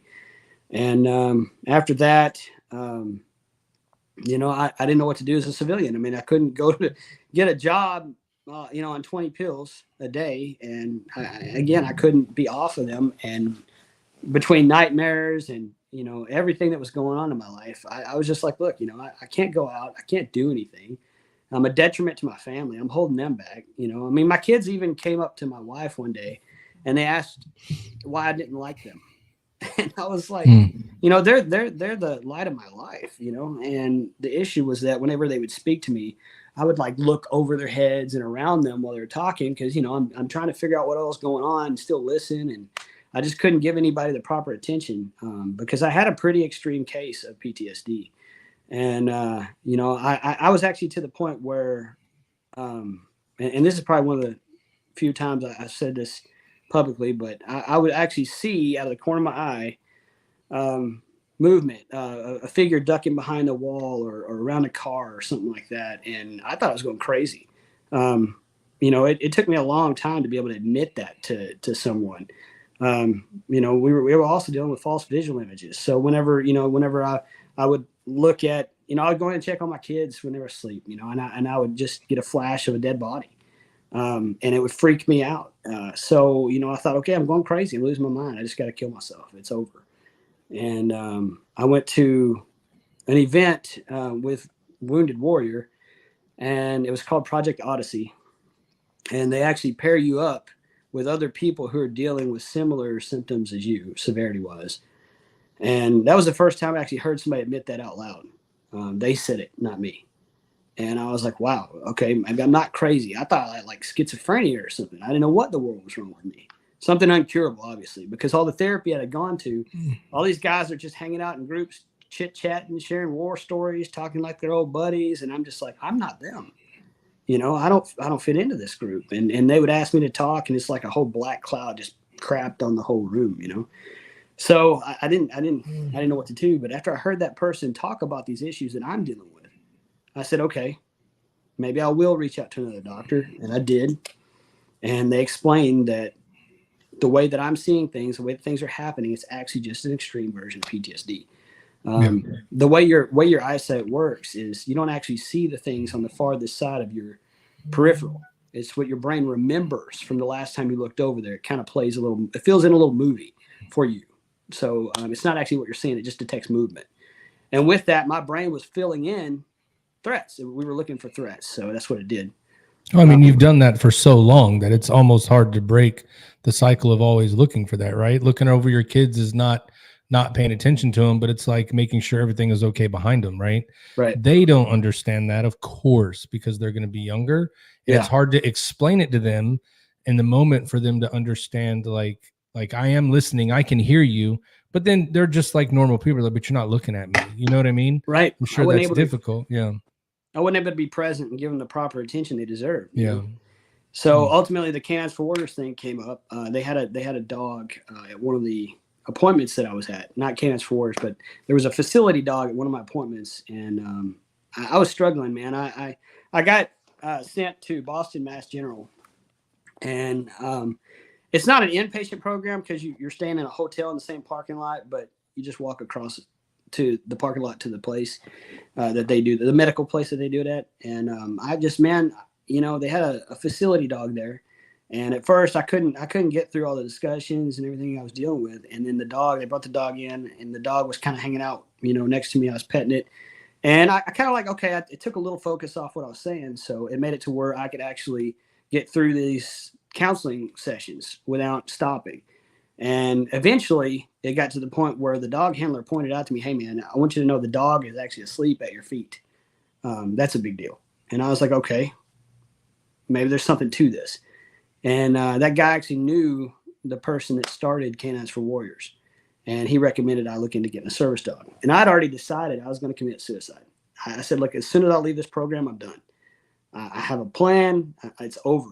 I've tried everything. This program's not going to fix me. I'm done. When he brought that up, you know, and my mind wasn't right. You got to remember. So I thought, okay, well, I got one more task to do. I got to go check out Canines for Warriors to be eligible to commit suicide. So fortunately, I was thinking that way. So I went to Canines for Warriors. I was kind of skeptical about the service dog stuff. You know, I'd seen some people with them before. I just kind of felt like they were dogs that made you feel warm and fuzzy. And I'm like, that's great, you know. But I have other problems that can't be fixed. And I said, I'll go check the box. So everybody leave me alone, and I'll go commit suicide. So I went. I got to the program, and I learned that it was absolutely 100% different from what I thought it would be. You know, it's kind of a funny thing is that I grew up with Labradors, and they kind of helped me get through some of the issues I was dealing with, you know, family-wise, right? You know, somebody that listens good, that doesn't talk back. Right.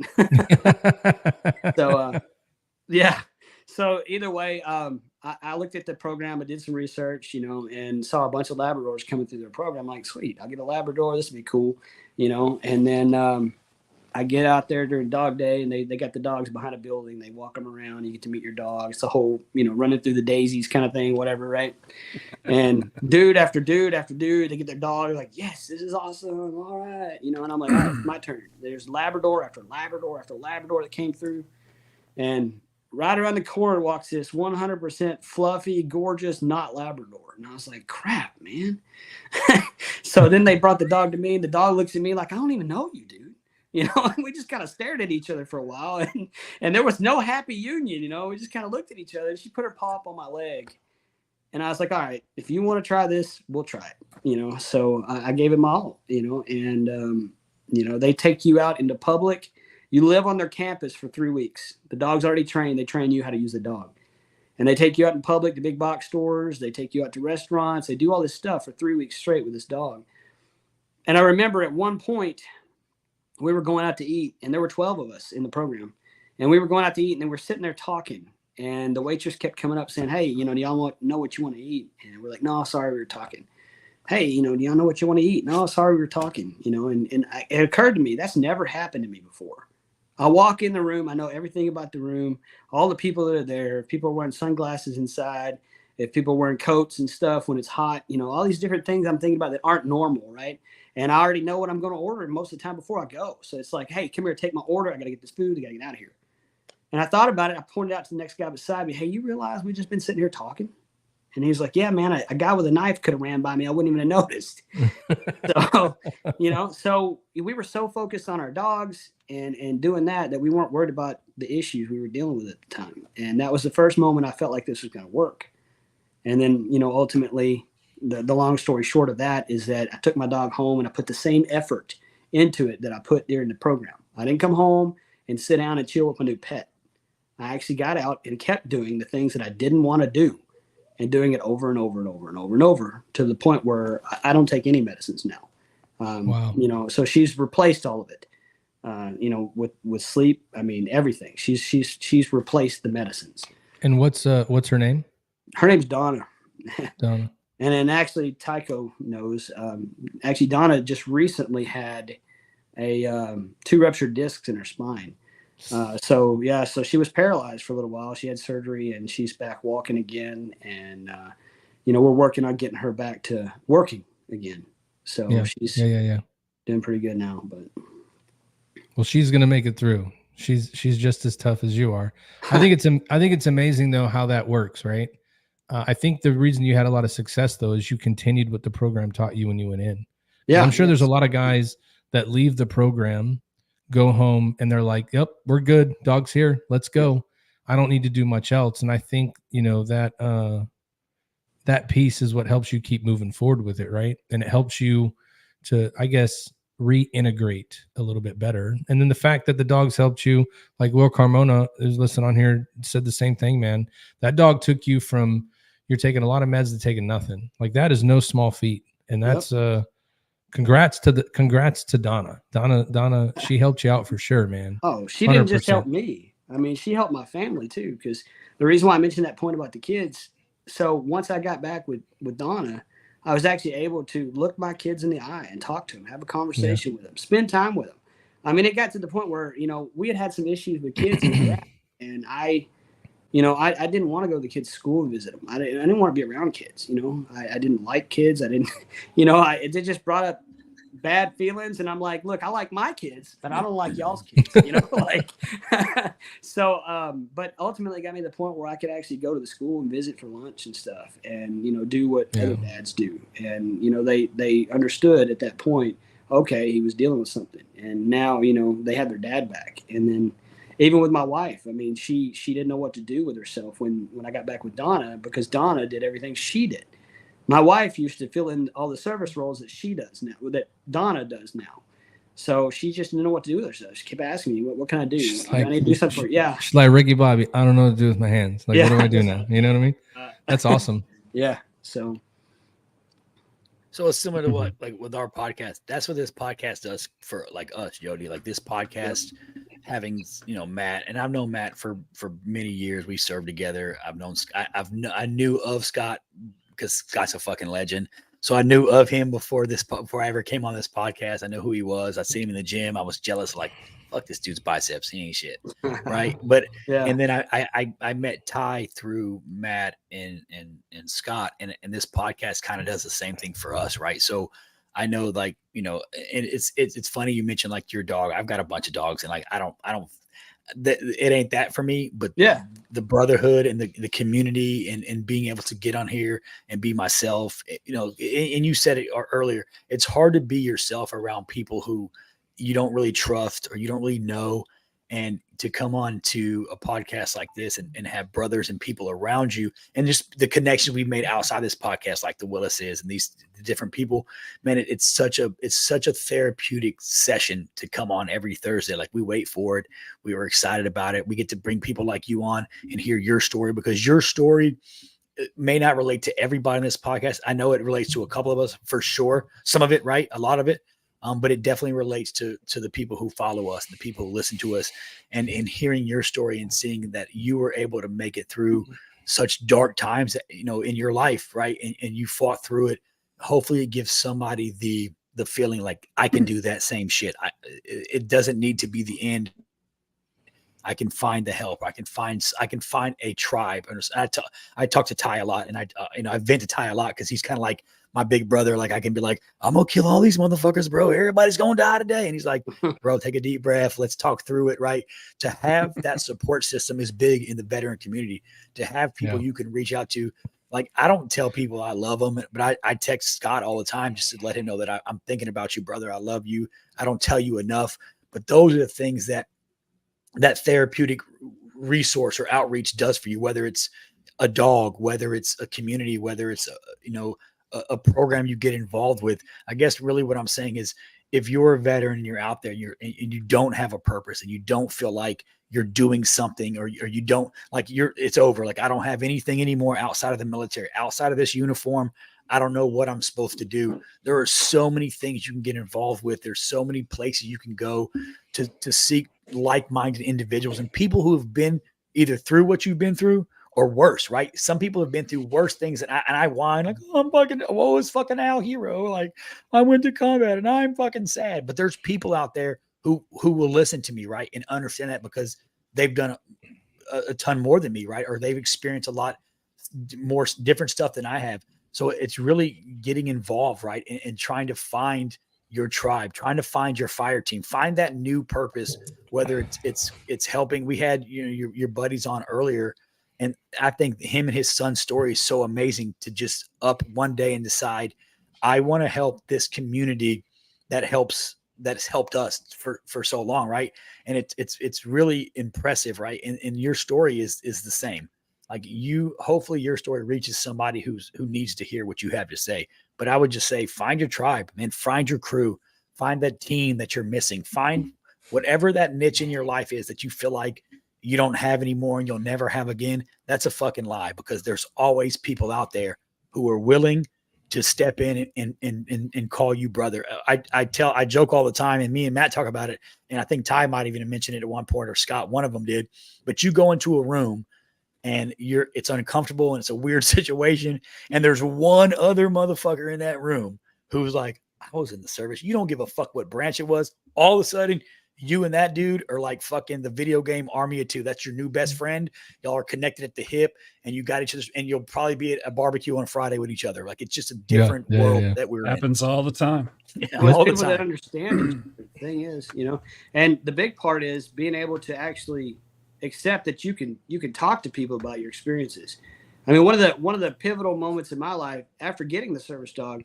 So just to your point, one of the things that helped me a lot was trying to get out there and do some public speaking and help the organization that helped me, so I could help other veterans, right? And I did an event with Marcus Luttrell, and he went on. He was the main guy, obviously. Yeah, I'm nobody, right? But either way, fuck that, you're somebody, motherfucker. Not compared to his story, right? So either way, I did my thing, and then I sat down, I listened to him, and this is a room full of people paying $25,000 to sit at a charity table, to eat a meal with us and listen to this. And I heard him speak, and that kind of opened up another door for me, because that man was, have y'all ever heard him speak? Yes. That man does not sugarcoat anything. Nope. And when he was telling his story, of course, I tend to sugarcoat everything a little bit, kind of guard people from the worst. And he get on there and he's like, man, I've killed so many people. I'm so deadly. And he even thanked the audience for it. And it was a lot of wealthy people there. And I was like, oh my gosh, dude, come on. And he's sitting there telling them about all this stuff. And they're just like, yeah.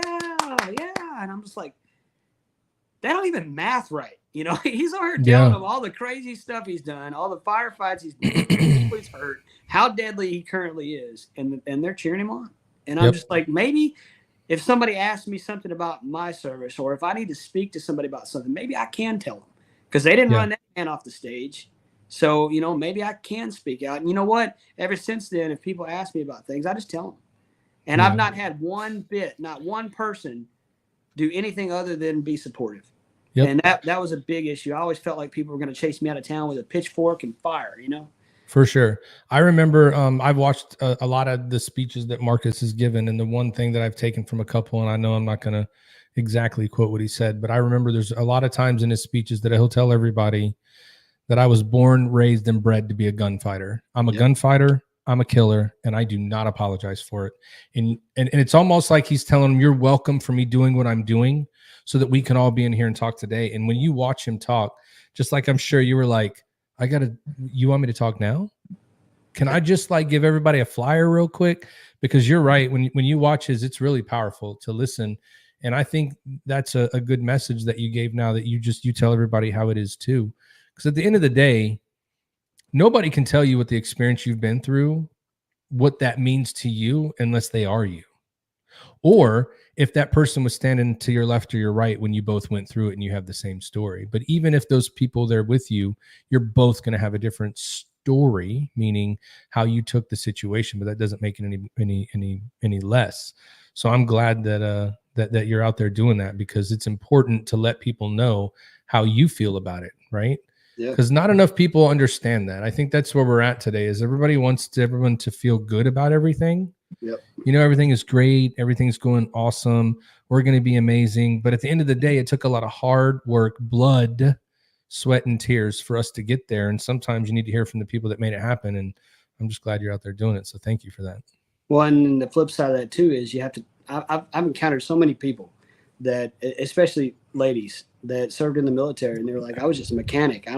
I have PTSD, but it's nothing like y'all's, or, whatever. And I've had to, so many times I've had to sit down and have this conversation with them that it doesn't matter. It's the same symptoms. You did the same, you had a triggering moment that caused you to have a life-changing event that left you with PTSD, and it doesn't matter what caused it. So, people's service, they like to compare, I did this or you did that or whatever, but you know what, at the end of the day is, if you had that moment that has caused a traumatic event in your life, you're experiencing the exact same symptoms that I do or that anybody else does. Right. So, I'm stealing that phrase, Melissa, blood, sweat, and years. I'm just plagiarizing the shit out of that from now on. I love that one. You said it way better than I could. But you're right, Jody. Sounds like a t-shirt, Matt. Sounds like a t-shirt, bro. Just want to throw that out there. Sound like a t-shirt, bro. I know that it will probably be made, but it's not my creativity that's going to do it. And I got somebody that's way more creative than me. But I'll tell you this, though. PTSD for everybody is different, Jody, like you said. I am guilty of what you just said. I'm guilty of that. Ty knows 100% what I'm talking about, is that we all in our own way have all done something, served in a certain way, and done certain jobs. And so the thing that I appreciate about the group of people that I'm on this podcast with right now is they remind you every day that no matter what you did, if you served the country. So, you have to be proud of that service. But there are points and times where, just to your point, some people could look around and go, well, I didn't do everything he did. So am I really as good as he was? Or I didn't go through the things that they went through. And so that's what I appreciate about every veteran I've talked to that went through some shit, is they're like, it doesn't matter what you went through. Did you wear the uniform? Yeah. Never downplay your fucking service. Like, it doesn't matter. Sure. if you were a fucking admin, I love the Pogues, right? I love to support people, right? All that. That's great. But never downplay what you did because there's a million people in this country who never, ever raise their right hand and sign on that fucking line to go. And at any given moment, it doesn't matter who you are, you have the potential to be put in harm's way every day, whether you're on a ship, whether you're on the sand, whether you're in country nowadays, it doesn't matter. You serve your country honorably. Yeah. So fuck it, right? If you don't, until you've been where we've been and you've wore these fucking boots and you've strapped them up every fucking day for whatever you did. I don't care if you're a fucking cook in the military. It doesn't matter. Like you swore to defend an oath and you swore to defend people that you don't know. They're not your family necessarily. They're not your blood. They're people, they're strangers. And you were willing to go and do whatever the military sent you to do to support the home front. It doesn't even matter. For sure. What you did, right? So I hate when people downplay their service and say, well, I've never been boots on ground. I've never been downrange. That doesn't matter, right? People get selected to go downrange. It just happens. Some people go on deployment. Some people don't. It doesn't matter. If you're serving currently in the United States military and you put the fucking cloth of the nation on every single fucking day, then you deserve a salute. You deserve somebody to take their hats off and thank you for what you do, because at the end of the fucking day, there's a million motherfuckers out here who ain't willing to do it. They'll bitch about shit and they'll complain about shit. To Scott's point, they'll do dirty shit out on these streets every fucking day, but they're not willing to take that oath and step up and stand up and be willing to go. That's the point. You don't have to go, but every one of us in uniform are willing to go somewhere on foreign soil and lay in our life for people that don't really give a fuck about us all the time. That's the truth, right? You don't do it for the motherfucking country. You do it for your brothers in green and blue, and whatever the fuck the Air Force wears. That fucking weird color, right? Yo, but I'll tell you what, that was a hot ass take, bro. That was hot as that's shit. truth though. It fucking burns me up because like Jodie's point, we meet people who are like, well, look, man, everybody ain't fucking Marcus Luttrell. Everybody ain't fucking Chris Kyle. Everybody ain't fucking who the fuck ever. But you did your part. Everybody has a piece of that pie, that war pie. Everybody's got a slice of it. Yeah. We all support at some angle to make sure that the ships keep going and dropping them fucking tomahawks, and the Marines and Army keep kicking in fucking doors and eating crowns and fucking our wives when we're fucking deployed on ships. All that good shit. Right? Everybody has a piece of that pie, and everybody should be fucking proud. And this country should stand up and be proud and wrap their arms around a veteran, no matter what they did every fucking day of their fucking lives, and thank them for fucking being willing to die for your fucking sorry ass. That's my point. Word. Hey, I'm sweating, bruh. Oh, it's the truth, bro. I hate it, man. Well, I mean, since the heat's already turned up and Al took it to another level, I say we just keep it hot as shit. What do you think? I don't know. I don't feel like we had to go no hotter than that. I mean, what?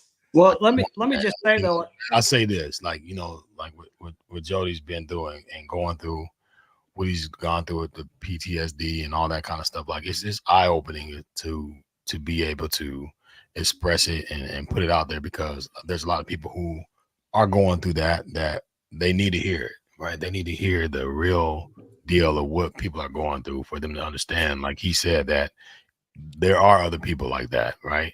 And that you're not crazy, that you're not losing your mind, right? It's just that the things that you've been through and the survival mode that makes you have to kick in, makes you forced to put things behind you so that you can move forward, but you have no control over when they're going to come back to the forefront. And you have no control over what's going to trigger the things that you had to put behind you and say, hey, I got to keep on moving. I just seen some of the nastiest, craziest, weirdest shit that I've ever seen. But if I stop, if I freeze, then I might die. If I stop, if I freeze, then somebody else might die. So I have to keep on moving forward, and I have to just move, be strong enough to push forward through this. And when you do that, it locks in somewhere, and your memory won't allow you to forget it. And sometimes in your peaceful place, or sometime in a place that you're not thinking of, brings that back. And that's the reason why you have those episodes. So it has nothing to do with you being crazy. And to Al's point is that, a lot of people will never understand that, because they would never understand what it takes for you to voluntarily raise your right hand to serve your country. And when you talk about man and country, veterans are different types of people. There are different types of men and women that they do need to be appreciated. They do need to be recognized. They do need to have the ability to go to football games and baseball games and basketball games and whatever other kind of games they need to decompress from the honorable thing that they have chosen to do in their life. And for all of those who have perished in their journey, all of those who have seen things, lost limbs, lost a piece of their self in the military, you should be celebrated. You should be respected. You should be admired. And that's my take. I don't feel like having to put my man Jodie in a hot seat at this point to dig into anything that he's done, because he's already been in that level of a hot seat and been able to give us what we needed today to understand that. So I do have a lot of respect for you, brother, for that, and your honesty and your upfront ability to speak your truth, man, in this place. And this is a safe place. So anybody who's out there who watches our podcast or listens, who may feel these things or know somebody who feels these things that may need a service dog or need somebody to talk to, this is the place, man. We want you to come. We want to hear your stories. We want to get to know you.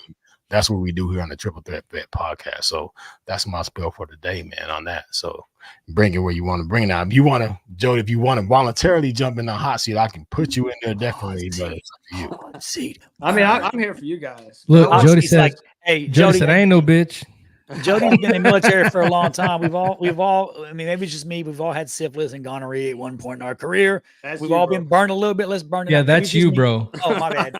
That's you. Hey, but let me just say this though, is that you. we've pointed out that with the military and that we bond and we get out there, we should be respected and all that stuff for what we've done and everything. But I got to tell you, you look at Vietnam and all those guys coming home, and Tyco knows with CVMA, Combat Veterans Motorcycle Association, like one of the things they say is welcome home every time somebody joins, right? So the civilian world has, dramatically changed since that time frame. So, you got to give a lot of people credit too for trying to support us and making it to where we can do what we do. I mean, because even like with Craig, I told y'all earlier, part of the sports things is that through Canines for Warriors and me getting out there and doing some of the public speaking and trying to help raise funds and stuff, Canines for Warriors even partnered with Lance McCullers Jr. And his charity rescues dogs in the Houston area off the streets, and Canines for Warriors uses dogs from most high kill shelters. And so most of their dogs are rescue animals as well. So it's kind of like a good match. They can get dogs. The bottleneck is never the veteran. It's always the dogs. And with that, I was offered an opportunity to go out and throw the first pitch at an Astros game. And, Lance offered to make that happen. And I got to tell you, man, with that and with what Craig's doing and other things, it's just been, for me, once I decided that I needed to go ahead and open up and not keep this to myself. Because look, words have power over you. And the moment you speak those words, it starts to lose some of that control and power. So the things that are in your mind that you're thinking, if you speak that out loud and you talk more about it, it becomes less controlling. And that's one of the things that helps me the most is being able to get out there and tell our story, So, I mean, you got to give the civilian world credit too for stepping up and a lot. I've never experienced anything bad as far as people trying to step up and help us. Yeah, that's a good point. Good point. Well, I think then we should move on towards the end then. I don't think there's any reason to go forward, Scott, if you don't think. And, I just want to say I appreciate you coming on. I don't know. I know that we still have a guest in the background if we want to bring him on so that we can thank them both for coming in and, patiently being back there, Craig and Jodie. Yeah. Craig, you awake? Oh yeah. I thought Craig was on a damn airplane. Craig's still hanging out, bro. Hell no. I need to get some sleep, but I wanted to hear Jodie. I don't know all that stuff about Jodie. Now I learned a lot about her. Man, you should have just went to bed. That's old school OG. Right? So I would tell you guys, Craig's thank you so my new much. hero. Yeah, thank you for coming on. Craig, thank you for having the dream to go to 32 and 17 with your son and want to include people in that dream. And, 10 years, 11 years later, it's still going strong. I'm going to tell you right now, I think that your organization is the best kept secret Dude, out there. I'm so excited just to have the chance to hear about it. I didn't even know. Like, I want to Right. go ahead and tell my wife, look, we ain't gonna pay no bills this month. We about to donate some money. I'm sorry to tell you. You better Yeah. call these creditors and be like, we ain't got it. You know For what I'm saying? sure. Ain't But the first time. I'll tell you, I think it's the best kept secret because what I have found and what, my wife and I run a company, we make t-shirts and we partner with nonprofits a lot and we try to help them raise money to give back to their mission. And the thing that we look for all the time are people that are, grassroots. They're doing it from the ground up. And I'm just going to tell you, you're probably the first national organization that I've seen that I've not heard anything about. And the reason I haven't heard anything about it is because you guys aren't bragging. What you're doing is you're bringing people out, you're changing their lives, you're giving them experiences. And that in itself is the satisfaction you're looking for. And I can tell that in everything that you've said today. Jodie, he echoed it when he came on today and talked about you. So I just want to thank you for everything that you're doing for veterans, first responders, Gold Star families, like everybody's included. And I think there can't be enough said about the support system that goes into all of those people that stand by our side every day and help us in the careers that we enjoyed. And in some cases, getting out and having to make that transition because it's hard. But to all those wives out there, my wife, Becky, thank you.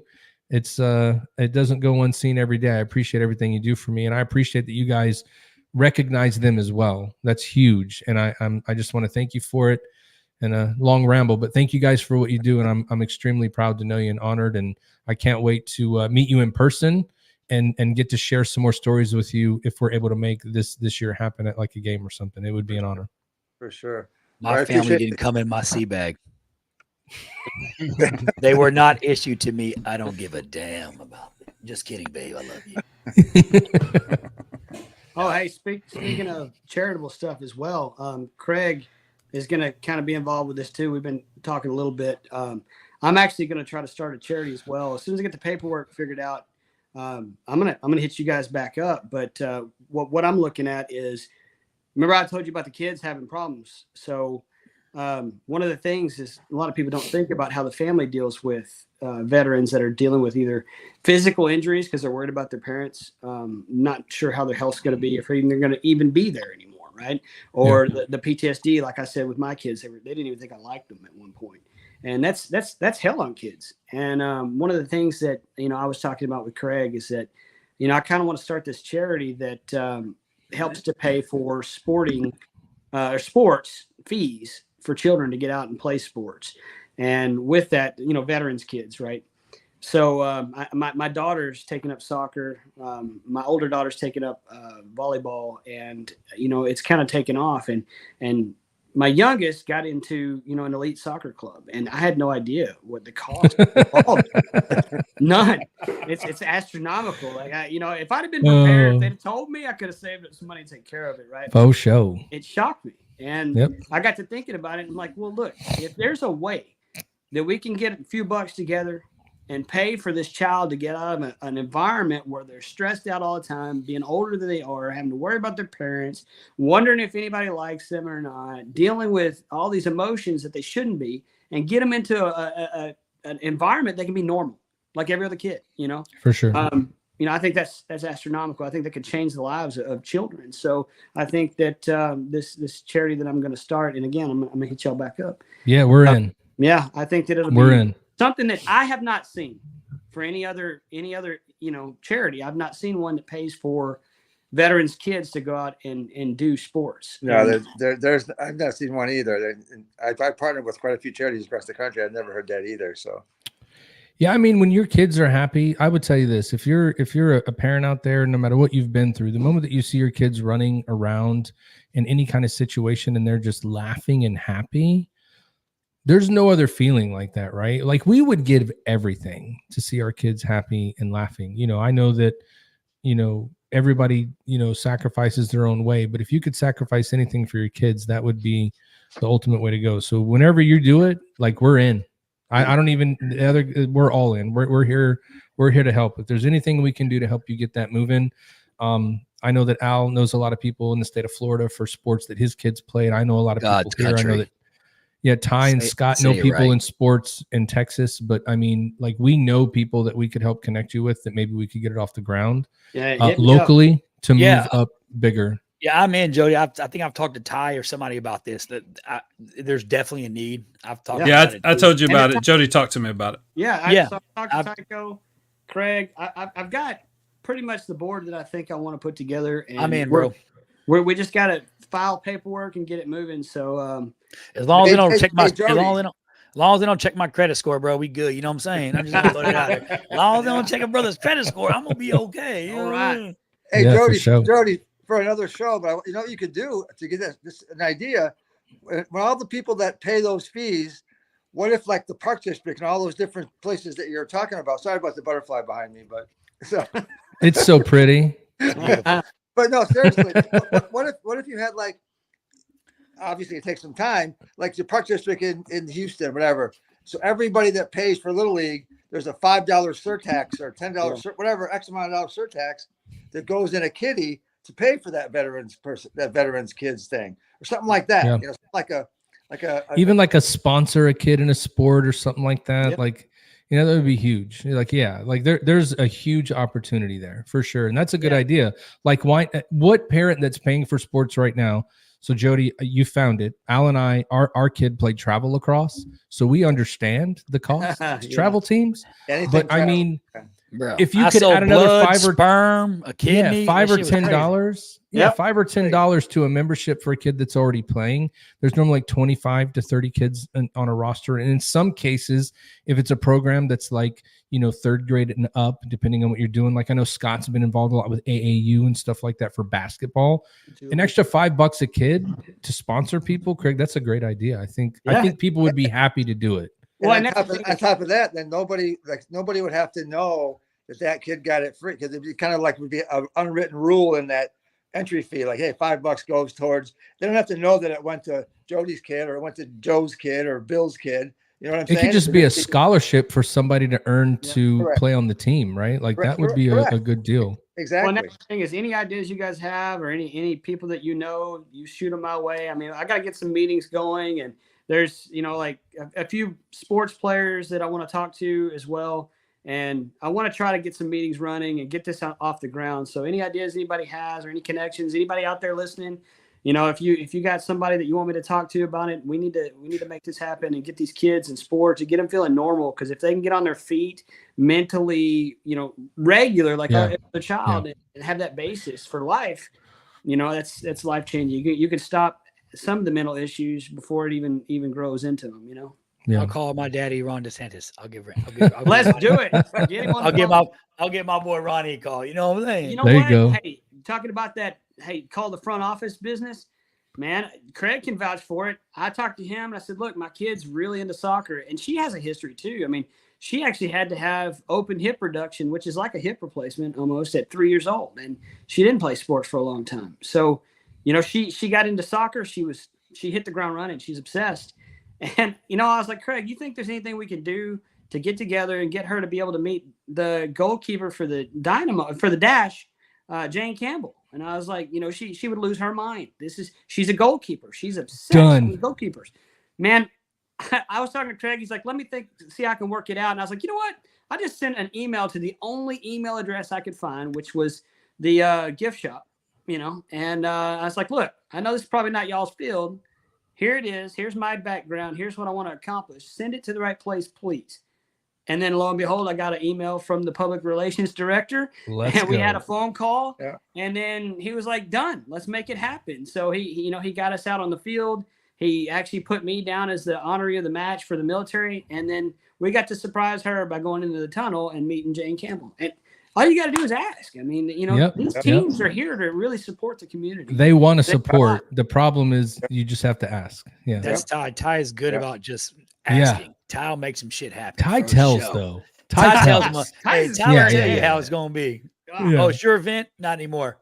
if you don't ask, you're not going to get it. That's the way I look at it too. One thing I told Jody too, I said, the other thing that you do with teams, and I know he said you went to the store, whatever it was. So I always send an email or a contact to at least 3 different people. You go, if one won't answer, you go to communications, you go to customers or to community relations, you go to the team, you know, you send it to everybody, because sooner or later you're going to find somebody that maybe had a father or a brother in the military, and they're going to reach out to you, and they're going to do something. Yeah. So don't be frustrated if one email says no, because not very many of them say no. I'll say that right now. Yeah. So Craig, sure. in military recruiting, no, it just means now it's time to go to work. That's all that no. Next opportunity. Means, next means okay, let's go. Yeah. No meant Navy opportunities. No. So anybody out there, shit. Let me talk to you about this. Yeah, if y'all have any people for me to talk to, hit up Tyco. Let him let's know. go. Yeah, we do I'll be sure and of, put Craig and Jodie's contact information in the group chat for the podcast, so you'll be able to hook up with them. And Jodie are local. We have a couple of establishments that we freakers for breakfast. I mean, it's really one establishment. We'll let you know when we go there next time. Maybe we can have a chat about it. Faux show. Al, we'll bring you in on Zoom. You can watch. You can see what we're eating. It'll be a good time for you. Just don't tell everybody at work because I might not be there on time. So just saying. And I'll chew with my mouth for you. Who am I going to tell, man? Jodie and Craig, I really want to thank y'all for coming on. Jodie, I've known you for some years now, brother, and thank you very much for sharing. I've always said that those gunfighters that you speak of, Marcus Luttrell, Chris Kyle, Brandon Hughes, Rich Woodring, these are the people that I grew up like wanting to be like. So those are my heroes. But just like you said, Al, there's people here that served in the regular army, and their service to our nation is just as important as all those gunfighters that are our heroes. So to get a little bit of respite, to get a little bit of like what Jodie's talking about, normalcy, doing normal things, routinely doing routine things routinely, that's a good feeling to be able to do that. Yeah. And there's a lot of veterans that aren't able to do that. They were in the regular army from 2000 until 2017. There were so many deployments that nobody even knew how to act. So to get some act right by all these people that we know, that makes my heart feel good. So thank you for sharing your story, Jodie. Thank you for sharing your organization and your story and your inspiration from your family, Mr. Craig. And we look forward to catching up with you soon. Sounds great, guys. All right, we'll catch y'all later. Ladies and gentlemen, Craig Steichen and Jodie Revils. That was awesome. That was the shit. That's not phenomenal. It wasn't amazing. That was the shit. Don't you steal my motherfucking. It was phenomenal.